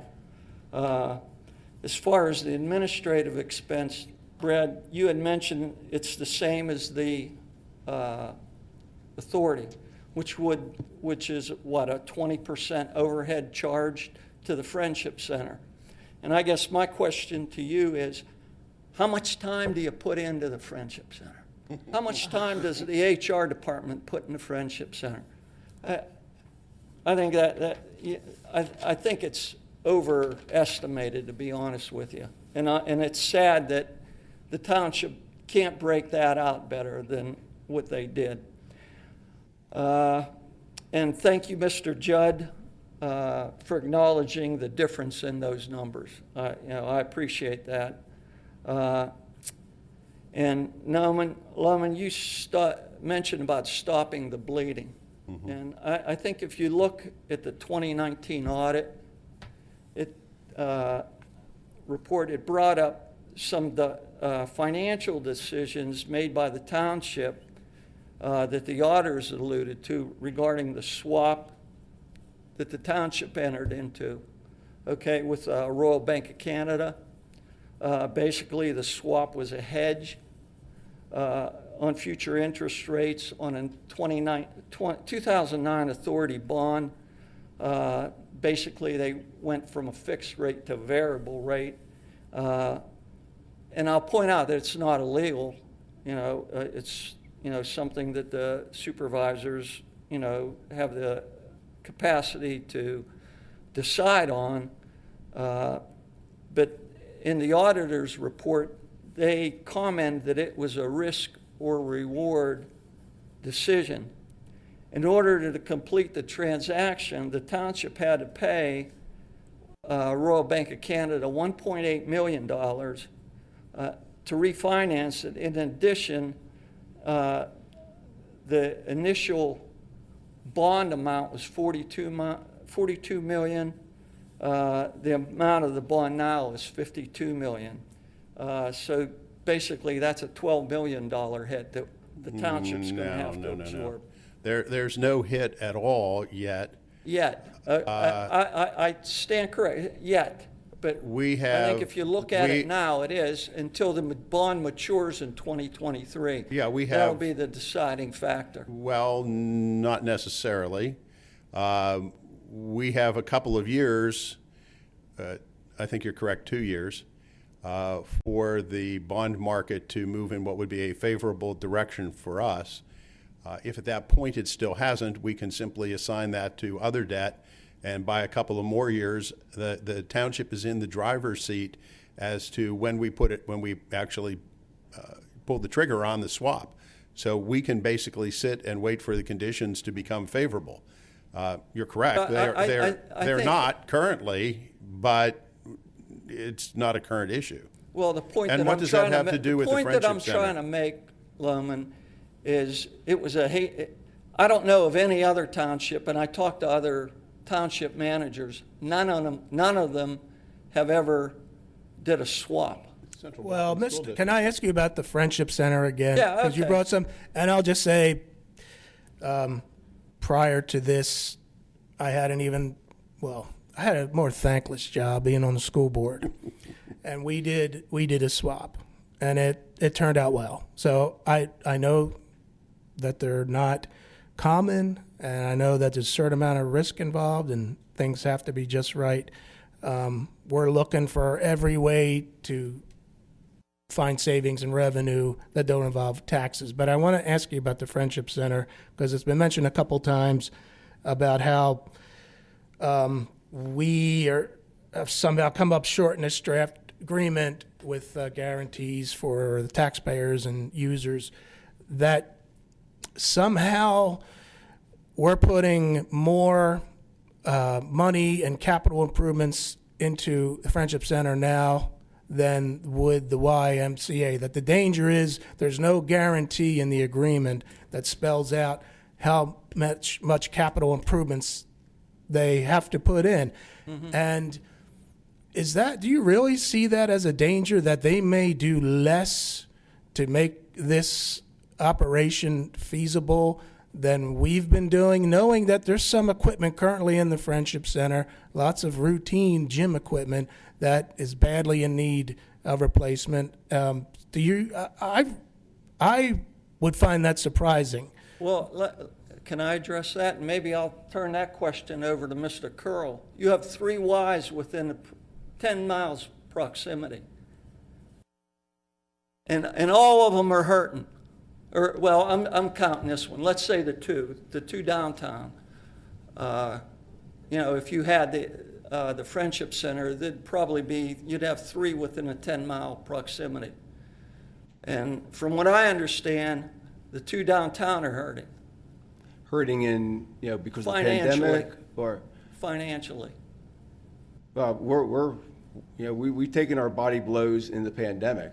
We're treading water. So if you're talking about the present, we're seeing a 38% usage rate. Our membership is right now at about 57% of what it used to be.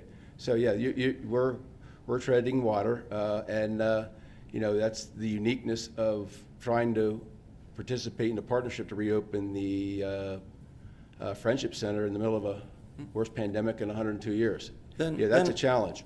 I can say sure, though. I'm sure it is. But- I think a lot of but- GMs are facing the same predicament. And I guess another question I would have for you, should the lease go forward, do you have any plans on shutting down any of the other, the other two downtown Ys? No, we have no plans to shut down the otherwise. Okay. Okay, Larry? I think that's it. And Okay. as far as, Mr. Curl, I think you should think about writing a book, The Art of the Steal. Just for the audience watching and all, I really find that surprising that you would think that the Y, even during a pandemic, we're living through the same pandemic. The township saw $1 million estimated loss and anticipated loss in revenue. We went ahead and cut $1 million from the budget. I just do not agree that when push comes to shove, that taxpayers would and users would see more capital investment improvements under its current setup, government-backed, than it would under the Y. I think I really do not see that as a realistic scenario, but that's just my opinion. Yes, ma'am.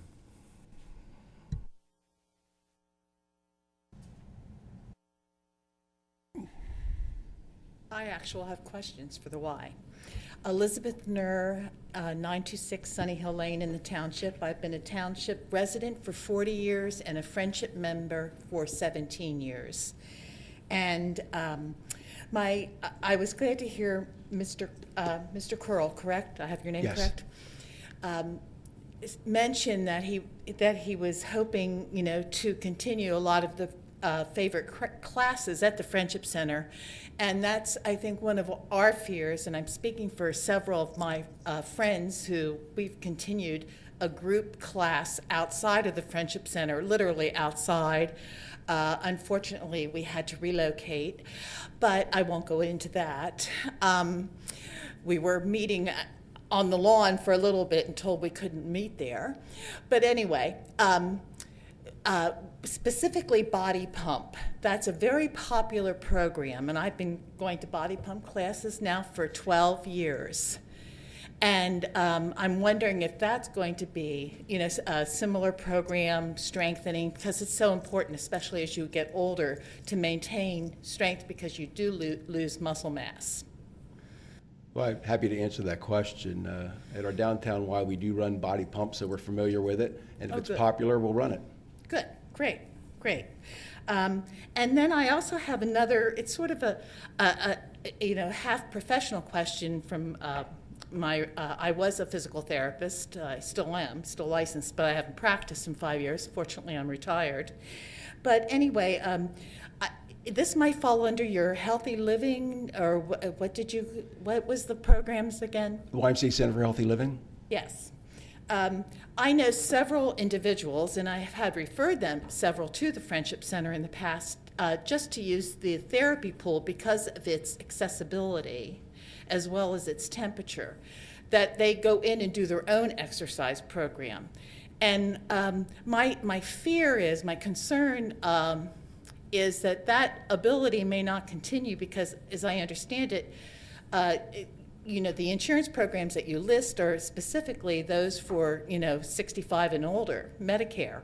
And many people are disabled who are not Medicare age, and they may not have the Medicare programs available to them, even though they are, quote, disabled.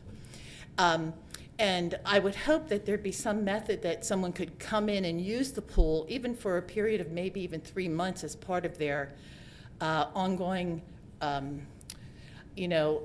need to exercise, but maybe not under, the therapy umbrella. So, that would be available. I would hope that would be available. I had mentioned earlier that we don't turn anybody away based on inability to pay. Okay. And some of the examples that you have shared, quite often we'll work with insurance companies and they'll pay for that So it's hard for me to be specific, but at the end of the day, someone comes in and they're a person in need, we try to work with them because it's what we do. You know, we have a lot of service that we offer to folks because they have nowhere else to turn. Okay. So we're a community-based organization. Okay, and that's why, you know, if they can't commit to a year, even a short-term, you know, a couple months membership or something like that would be available to someone so they could utilize the therapy pool. Those situations are usually based on an individual situation, so therefore what we do is usually specific to the needs of that person. Okay, great, thank you. And I'm sorry, but Chad, I just remember you on your BMX bike on Show Place. That's all I've got to say. Oh, that's an interesting fact to know. Yeah. That would be good. Let me ask you this question. Are there people in the other room still? I think at last inspection there were 4 people. So would there be 4 people who would be willing to leave now so those 4 can come in and, you know, give them an opportunity to speak as well? No, that doesn't include you. Thank you very much. I don't want to specifically. You're welcome to go into the other room and continue viewing the proceedings. There's only 2 over there. Oh, there's only 2. Okay, so only 2 of you need to leave. Okay, and then if we could let the folks in the other room know that they can come in. Okay, who would like to speak? Yes, ma'am.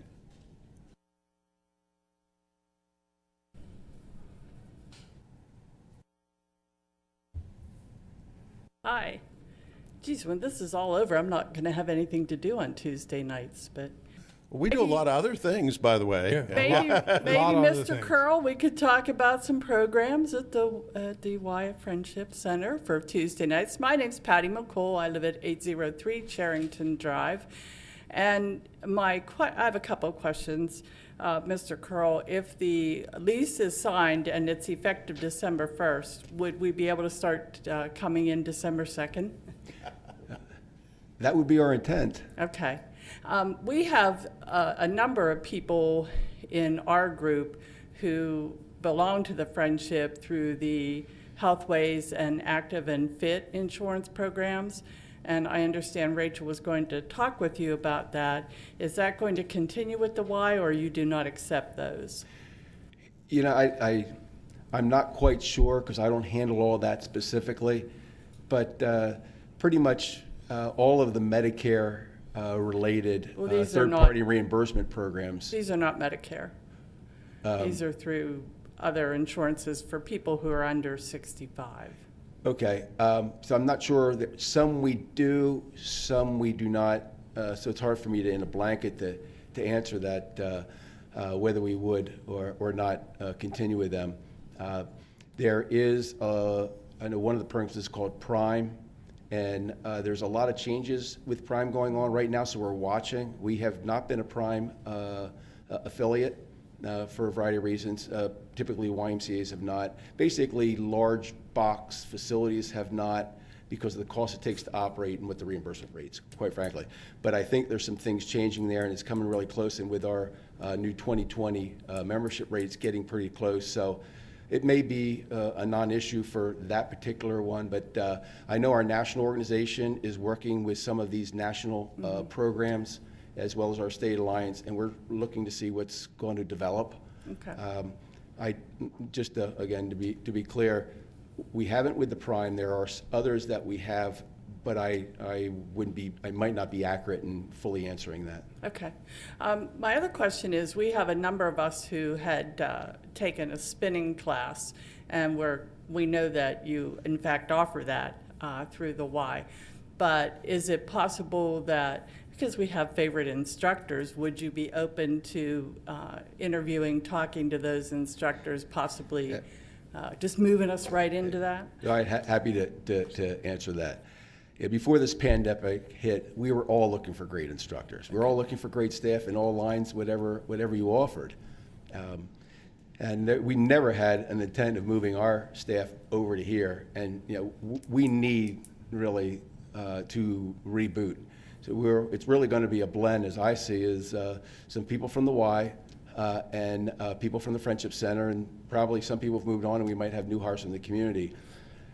But when you say an instructor, like an spinning instructor that's very popular, we're going to say, we want to know who that is. Okay. So just to let you know, we know instructors have quite a following. We understand how that works, and we'd like to meet those folks. Yeah, Betty left too soon because I know she also has a favorite. Betty. Okay. Call Jody. Yes. So who would we have them contact you or somebody at your organization? Not that I'm trying to rush this along, but it's getting cold the answer outside. is yes, and I'll just say to Chad, who's sitting right next to me, Okay. I'll mention his name as a good starting point. Okay. But we'll have some staff there, and we're going to have to get going. This may be a little while for this to approve, working towards December. But in the hopes of that, we're doing some groundwork just so that we can be prepared. I can say spinning is one of the programs during the pandemic has started up because you can spread bikes, you put them in a bigger room than they used to be in, you can spread them apart. Our standard is 12 feet, and you have to wear the mask till you get on the bike. You can take it off when you're on the bike, and then you got to put it back on when you leave. And but spinning lends well to doing this as compared to a random ball bounce activity. Okay, great. I think those are all my questions right now. You guys get a break tonight, and I'm not going to ask you any. Oh, well, thank you. Thank you. Okay, thank you, ma'am. Who's next? Mrs. Prawl. And then the lady back here.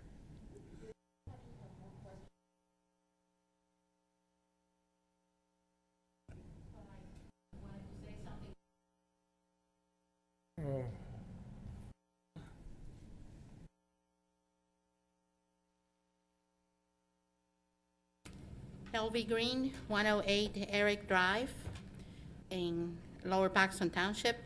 And basically, I wanted to say that we are really,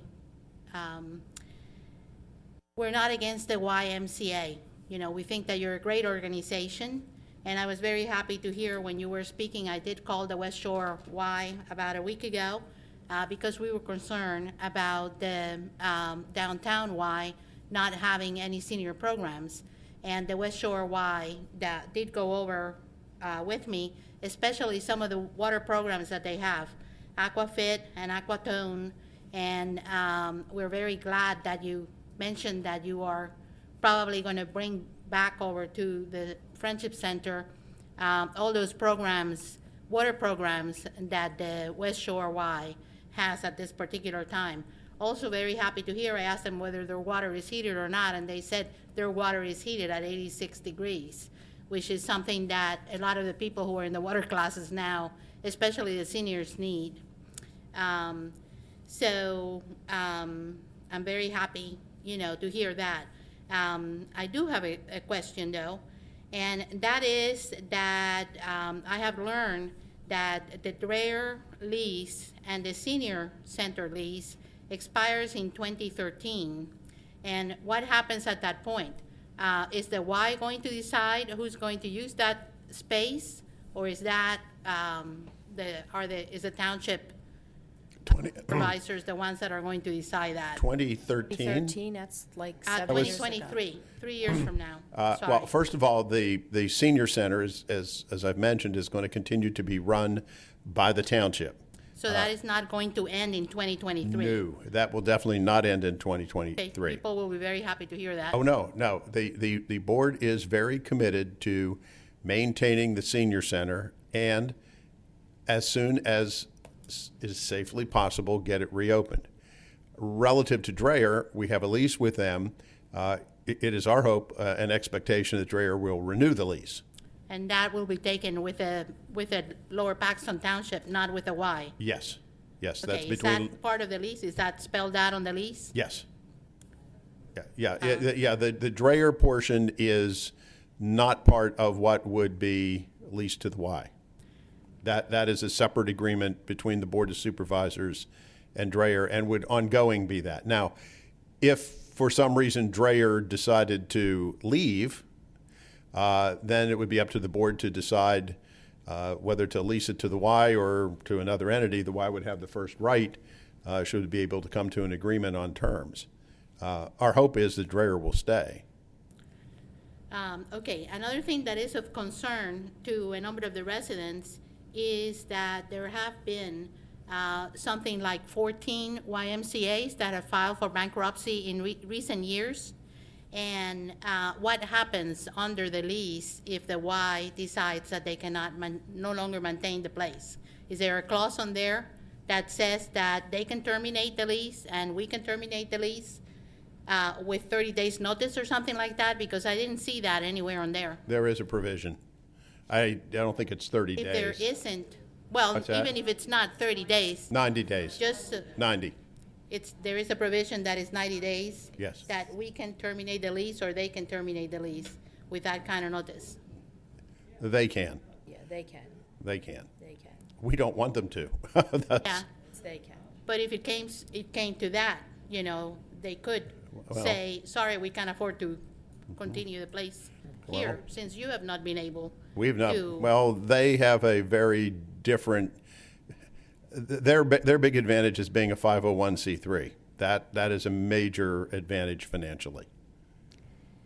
Okay, my next question is, what happens, I understand that there are several $1 million in the general fund that the township received from grants for fixing the basketball court, the pool liner, the roof, slide repairs. Not And- true. We do have a grant for resurfacing of the pool, the gymnasium.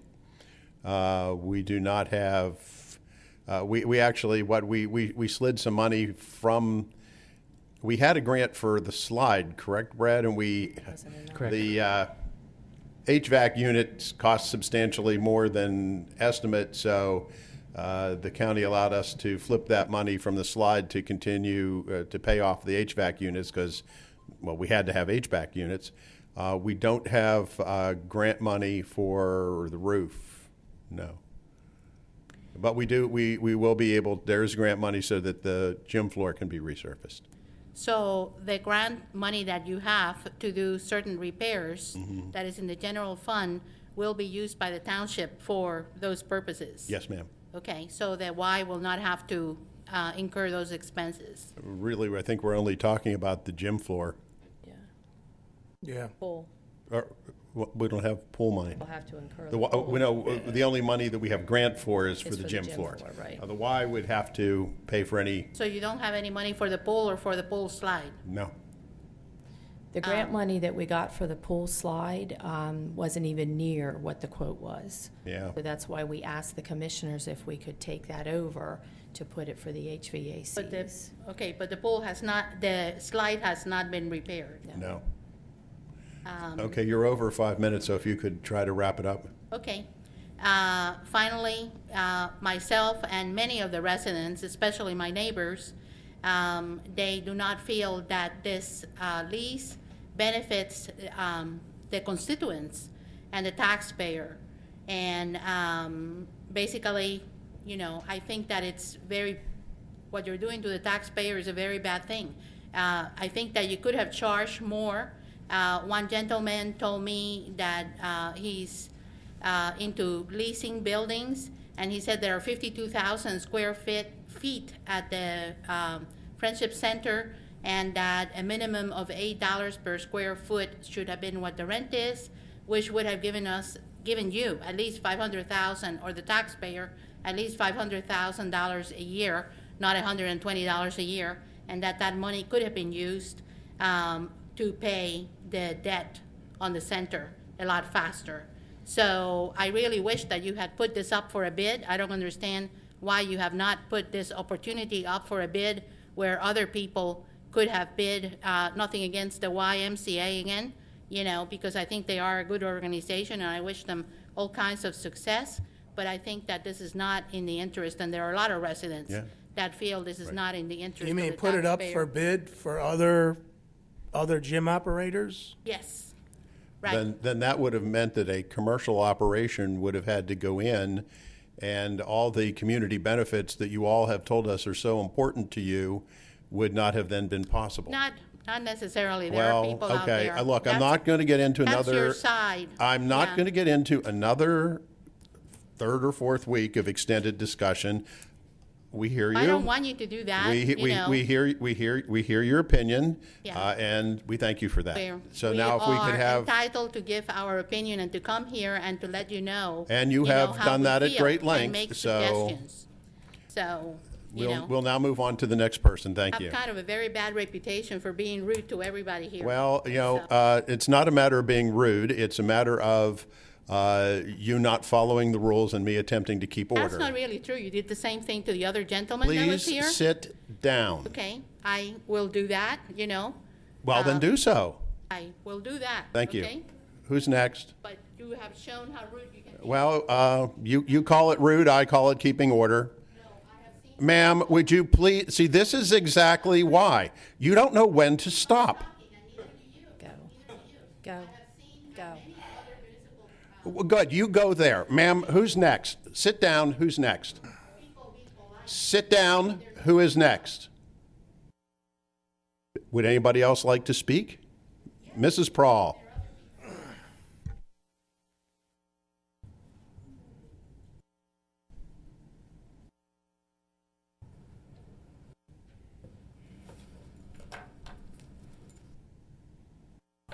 Sandy Prawl, 1001 Homestead Avenue, Harrisburg.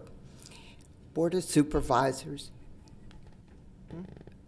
Brad, Steve, residents, and people at home. I have reserved a lot of my opinion on this merger until I was able to research the why and their policies and see the proposed lease. I didn't just rely on myself to make a judgment. I have talked with 3 people that have been very helpful with their advice. A Mark Zettelmeyer, who is a municipal accountant. Matthew,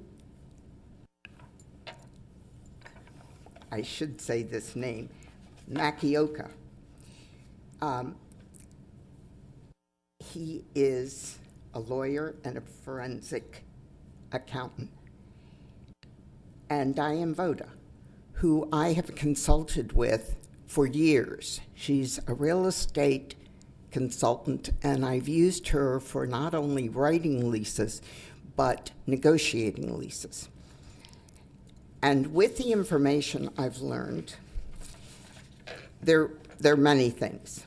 But basically, this contract, as proposed, leaves much to be desired. I think we all feel that the supervisor's first responsibility is to the township residents and taxpayers. It's not to the YMCA. Their focus should be on making the best deal possible for us. And that is not the way the lease is written. Now, I won't take the time tonight. I have 3 pages of concerns of things that are not normal in this lease, things where the taxpayers are unprotected. First of all, does anybody else see, and I think many of you do, the odd lease length, 90 years? That really is not a lease. That's a gift. We are giving the Y that facility. And the amount of money per month for a possible 90 years, it's just everybody who looks at this thinks it's ludicrous. So I think there's a middle ground where I understand the theory of wanting the Y to be successful. We all want the Y to be successful. But there's no need to have the lease be so firmly geared toward the Y, rather than the residents, which should be your first responsibility. So I will be very glad to share free advice from these professionals with whoever you suggest. But many of the things that were mentioned tonight are of concern of the professionals. Also, they looked at the accounting, and that, as you've alluded to, has changed over the years. We could give you figures. The figures that they said to look at were the audit figures, which should be of right. And so that, I think, is not always corresponding to figures you've published. So I'm worried that, one, the rent is ridiculous. The actual numbers in the appraisal that was done in February of this year lists that the cost to build that center is $12,680,000 plus the cost of land. So this is the amount of value. This is the most important asset in our township. It is an asset that was paid for with $7 million of taxpayers' money and $750,000 of donations from individuals and businesses. Therefore, you are giving away that interest, that part of your assets. So I know it's late. I have a different opinion on some of the lease issues that you have been talking about. According to these professionals, the lease does not read exactly as you think it does in some locations. But I urge you to look at this lease again. I urge you, as much as I want the Y to succeed, I think the most important asset in this community should be priced as per its cost. Thank you. Thank you. Would anybody else like to address the board?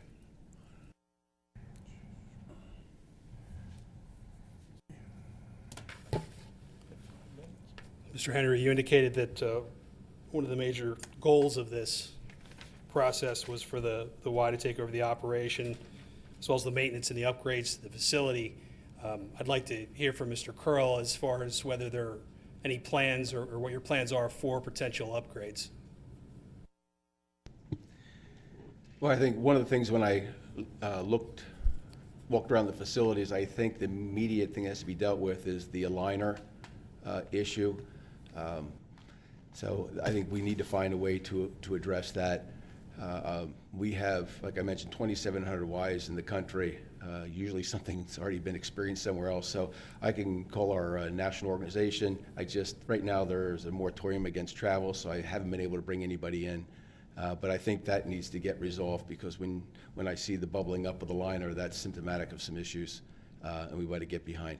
But speaking to the bigger overall umbrella answer, one of the things that the Y can do is a capital campaign. When we do a capital campaign, there's a lot of things that have to happen. We have to be prepared to do it. We have to have an organization that can do it. We typically raise a little over $700,000 a year that our boards raise, so we have somewhat of an organization there that's that's really good. We have good relationships with the local foundations. And I guess most significantly, we have not had a major capital campaign since the one that we had in 2007. And so we're primed to consider that. This pandemic kind of got in the way, because we probably would have been well on our way in our own organization to do that. And I've shared this isn't adopted, so this is me speaking, this isn't the board speaking, but I've shared that if we would acquire the Friendship Center, that would be one of the cornerstones of a capital campaign to make improvements there. I think we can do what we're doing there now, but I think we can make some improvements that makes it more attractive so more people want to come in the door and buy a membership. And if that happens, then you have more money coming in, and you can keep up things to a higher standard. So I think a capital campaign is a key to this, and we have good standings with our foundations, and we haven't played that card for a while. Again, something like that, we have to get on the docket for foundations to do that. It has to be approved by our board, and all those steps would have to take place. But of all the projects in our organization, with all our branches, I could see this being the cornerstone of that, because we've maintained our other buildings, so we have a few things we would like to address there. But I could see this being a foundation of that, and I think that could be rather exciting. We would not want to take on debt. Debt is it's difficult in the recreation business to operate with debt, and I think we've kind of heard aspects of that this evening. That's the first dollar it has to go out. We have some debt from our last campaign, and it doesn't make any difference whether there's a pandemic or not. That check has to get written each month. So, we will be looking to do in the future, setting up to run a campaign to make improvements and have it not involve debt. That would be what I would aspire to want to be able to do. That's how we would make improvements to the campaign or to the center. It can't come out of operations. It can't come out of membership, because quite frankly, what it costs with payroll running roughly 60%, and you pay your utilities and everything else and your upkeep, those kind of dollars aren't available that way. I think as a nonprofit, we can do that. We've had a track record of having successful capital campaigns, and the Friendship Center would be very high on that priority list. I guess some of my concerns is obviously with the circumstances with the pandemic, raising money is going to be as difficult as it's ever been. Are the upgrades that you're talking about, are they going to be contingent upon raising that money, or are these the upgrades things that are definitely going to be taking place if the deal goes through? Well, we have on the liner, we have some fact finding to do. We don't have the answers to that. We really have only done a walkthrough, so we have to look at what is entailed there.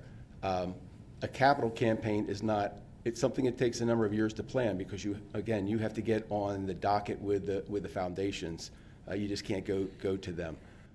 So I think in the short run, we have to keep the place up. We have to keep it clean. We have to keep it working, and we want to make some improvements to it. We have to get through a pandemic. That would be the short term. We have to build a membership base back to what it was, so that we can support a staff, and we can have a facility that people want to come to.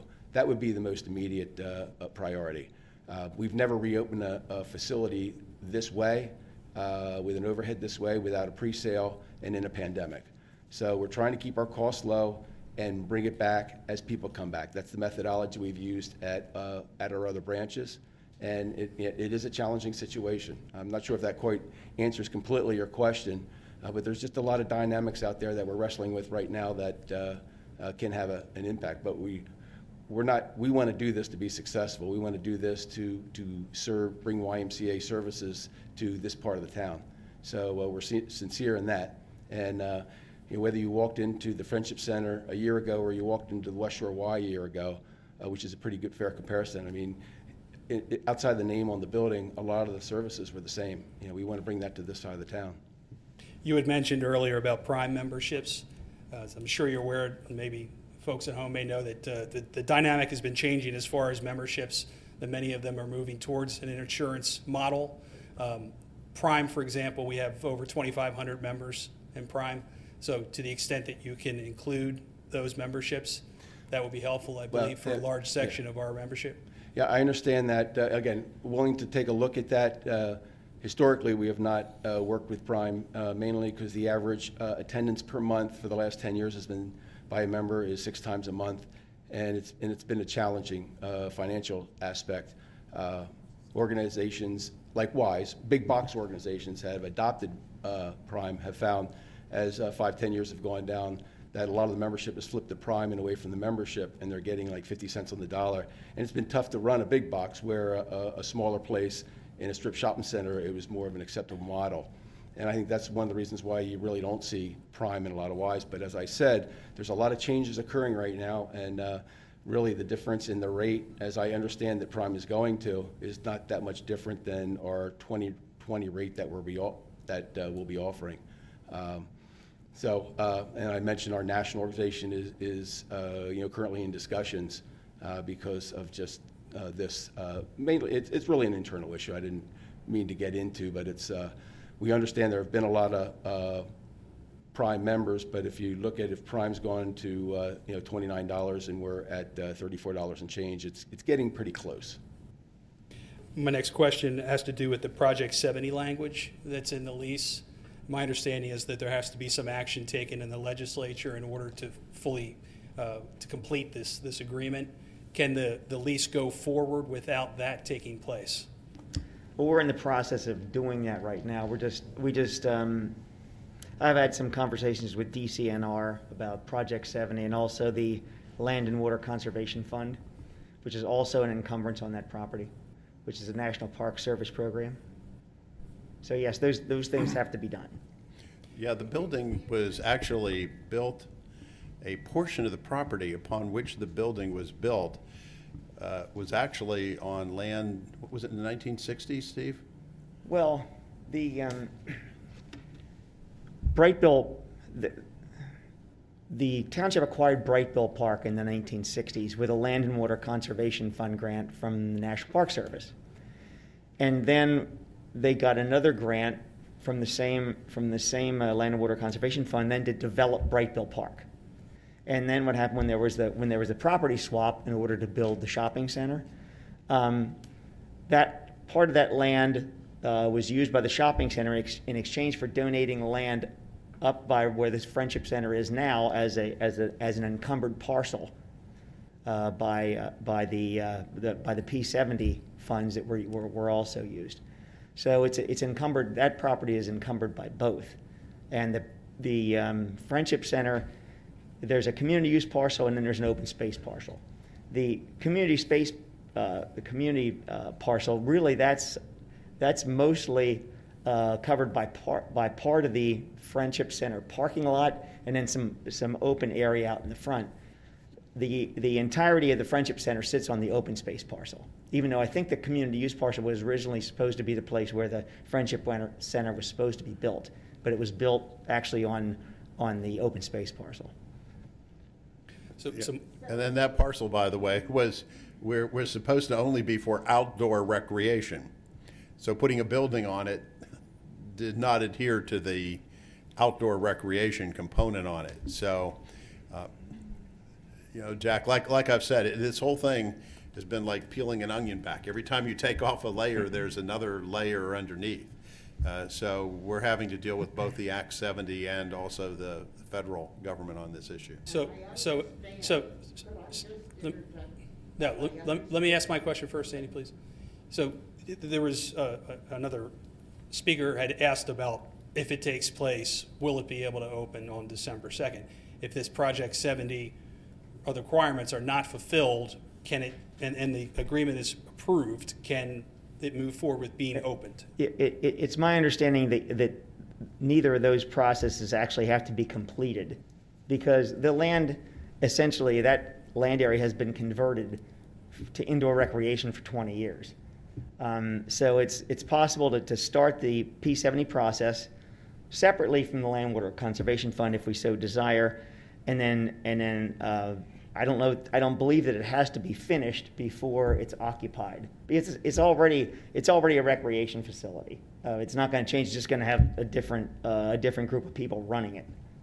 Excuse me, when I talked to DeSanto's office, they thought it would take up to a year with the federal approval. It could. That's right, because they move pretty slowly. So then my question is, how do you cure the illegal rental, I don't know if illegal word, the rental to Drea, which is not a recreation use? Well, once you get Land and Water Conservation Fund approval to do a replacement property, then essentially the encumbrance from the open space parcel, which is where the community center is, that goes away. So then it's cured. Right, okay. So, But they have to have statutes passed by the assembly? No, well, that's Project 70. The Land and Water Conservation Fund is a program of the National Park Service, so you have to get their approval, but there is no approval by, thank God, Congress. Yeah, that could take forever. So you're going to determine, you say you're not sure I'm not sure what. of those requirements needing to be cured before a lease can be. I've been dealing with DCNR, and it was indicated to me that they do not have to be completed. We're before- able to move forward with this lease. But Correct. We're also going to move forward with the Act 70 and also the federal processes to basically correct errors that were made 20 years ago. Do we need something in writing in order for the lease to be No, activated? no. I don't think so. That was not indicated to me.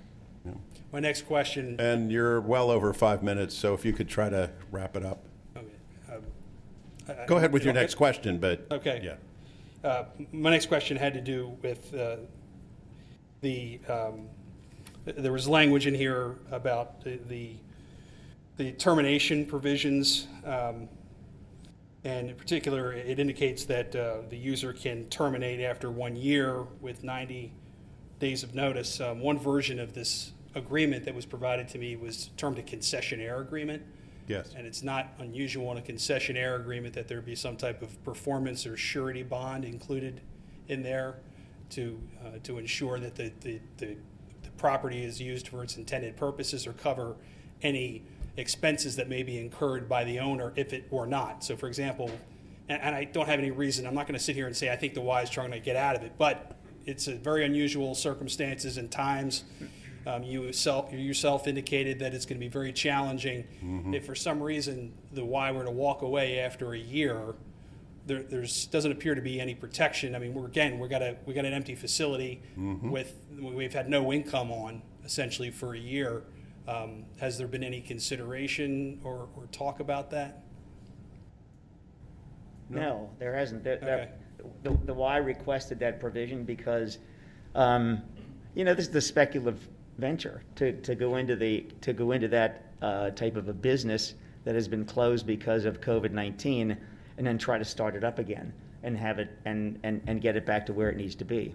So the Y requested a provision that they have had a 90-day termination notice, and the township desired that we at least have some time to see to give it a fair chance to operate. So the Y was comfortable with a year to basically start operations and keep it going, and then see what the results are at the end of that year.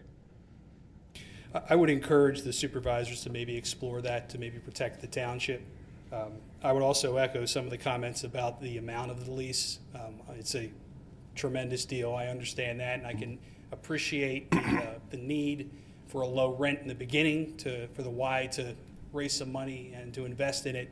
But for the length of time that the lease is to take place, I don't think it's unusual or it would be unreasonable to ask for an escalating amount of rent over that period of time if it were to go forward. That would at least provide some type of income to make up for the purported debt on that. So I would just ask you to take that into consideration. Thank you, Jack. Would anybody else like to address the board or ask questions of our friends from the Y? Okay, one more? Yes, sir.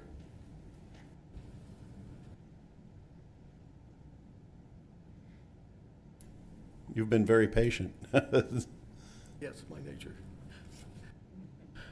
Thank you, supervisors. Just one quick question. First of all, I'm Tom Thomas. I live at 5050 Circle Drive, Lower Paxton Township. And just a question. Your name, sir? Tom Thomas, 5050 Circle Drive. Tom Thomas. Harrisburg. Got it. 17112. Thanks. Just a question. How much rent is the Y paying for the West Shore Y facility? We own our other facilities, so we're not paying rent. Okay, so you own it outright. Yeah, I think in recreational facility, not having debt, whether it's rent or debt, allows you to provide the best possible service that you can. So we do have a mortgage on that from, and some of our other facilities from our last capital expansion, which we're, paying down rapidly. But we do not pay rent. Okay, what's the mortgage amount? We pay about $50,000 a month, and it's for the association. So our debt service is about $600,000 a year on a $14 million operating budget. And that's it's being paid down and should be retired in 11 years. Okay. Okay, thank you so much. Thank you, sir. Anybody else? Okay, well, thank you all. Thank you, Rich. Appreciate your being with us this evening. We will move on then to item 6 on our agenda, which would be improvement guarantees. 7, item 7. Item 7, thank you. And I don't know why they're not coming up, but we have improvement guarantees. I just have one. There's just one on my, Just one? yeah. Okay. It's a CVS. Okay. Do we have a motion to approve the improvement guarantee? I'll make a motion that we approve the guarantee for the CVS at the Blue Ridge Village. So moved. Is there a second? Second. Moved and seconded. All in favor, aye? Aye. Aye. That takes us to announcements. Manager, members of the board, any announcements this evening? I just wanted to thank the police for doing the cops' coffee and cars on Saturday at the mall. They had about 200 cars there. Great job. And the board on Saturday afternoon attended Paxtonia 34, housing of the 2 trucks that the township had purchased. And I just wanted to thank the police. I've gotten a lot of feedback from this morning that they were helping at the elementary schools with Central Dauphin School District. So thank you for taking care of that. Any other, are we getting feedback or something? No, they're running Oh, the that's the sweeper. vacuum cleaner outside. Okay. It's been a long night. Any other announcements from the board or comments? Gentlemen, if not, we will have the next meeting of this Board of Supervisors 1 week from tonight, Tuesday, October 20th at 7 p.m. Is there a motion to adjourn? So moved. So moved. Is there a second? Second. All in favor, aye? Aye. Meeting adjourned.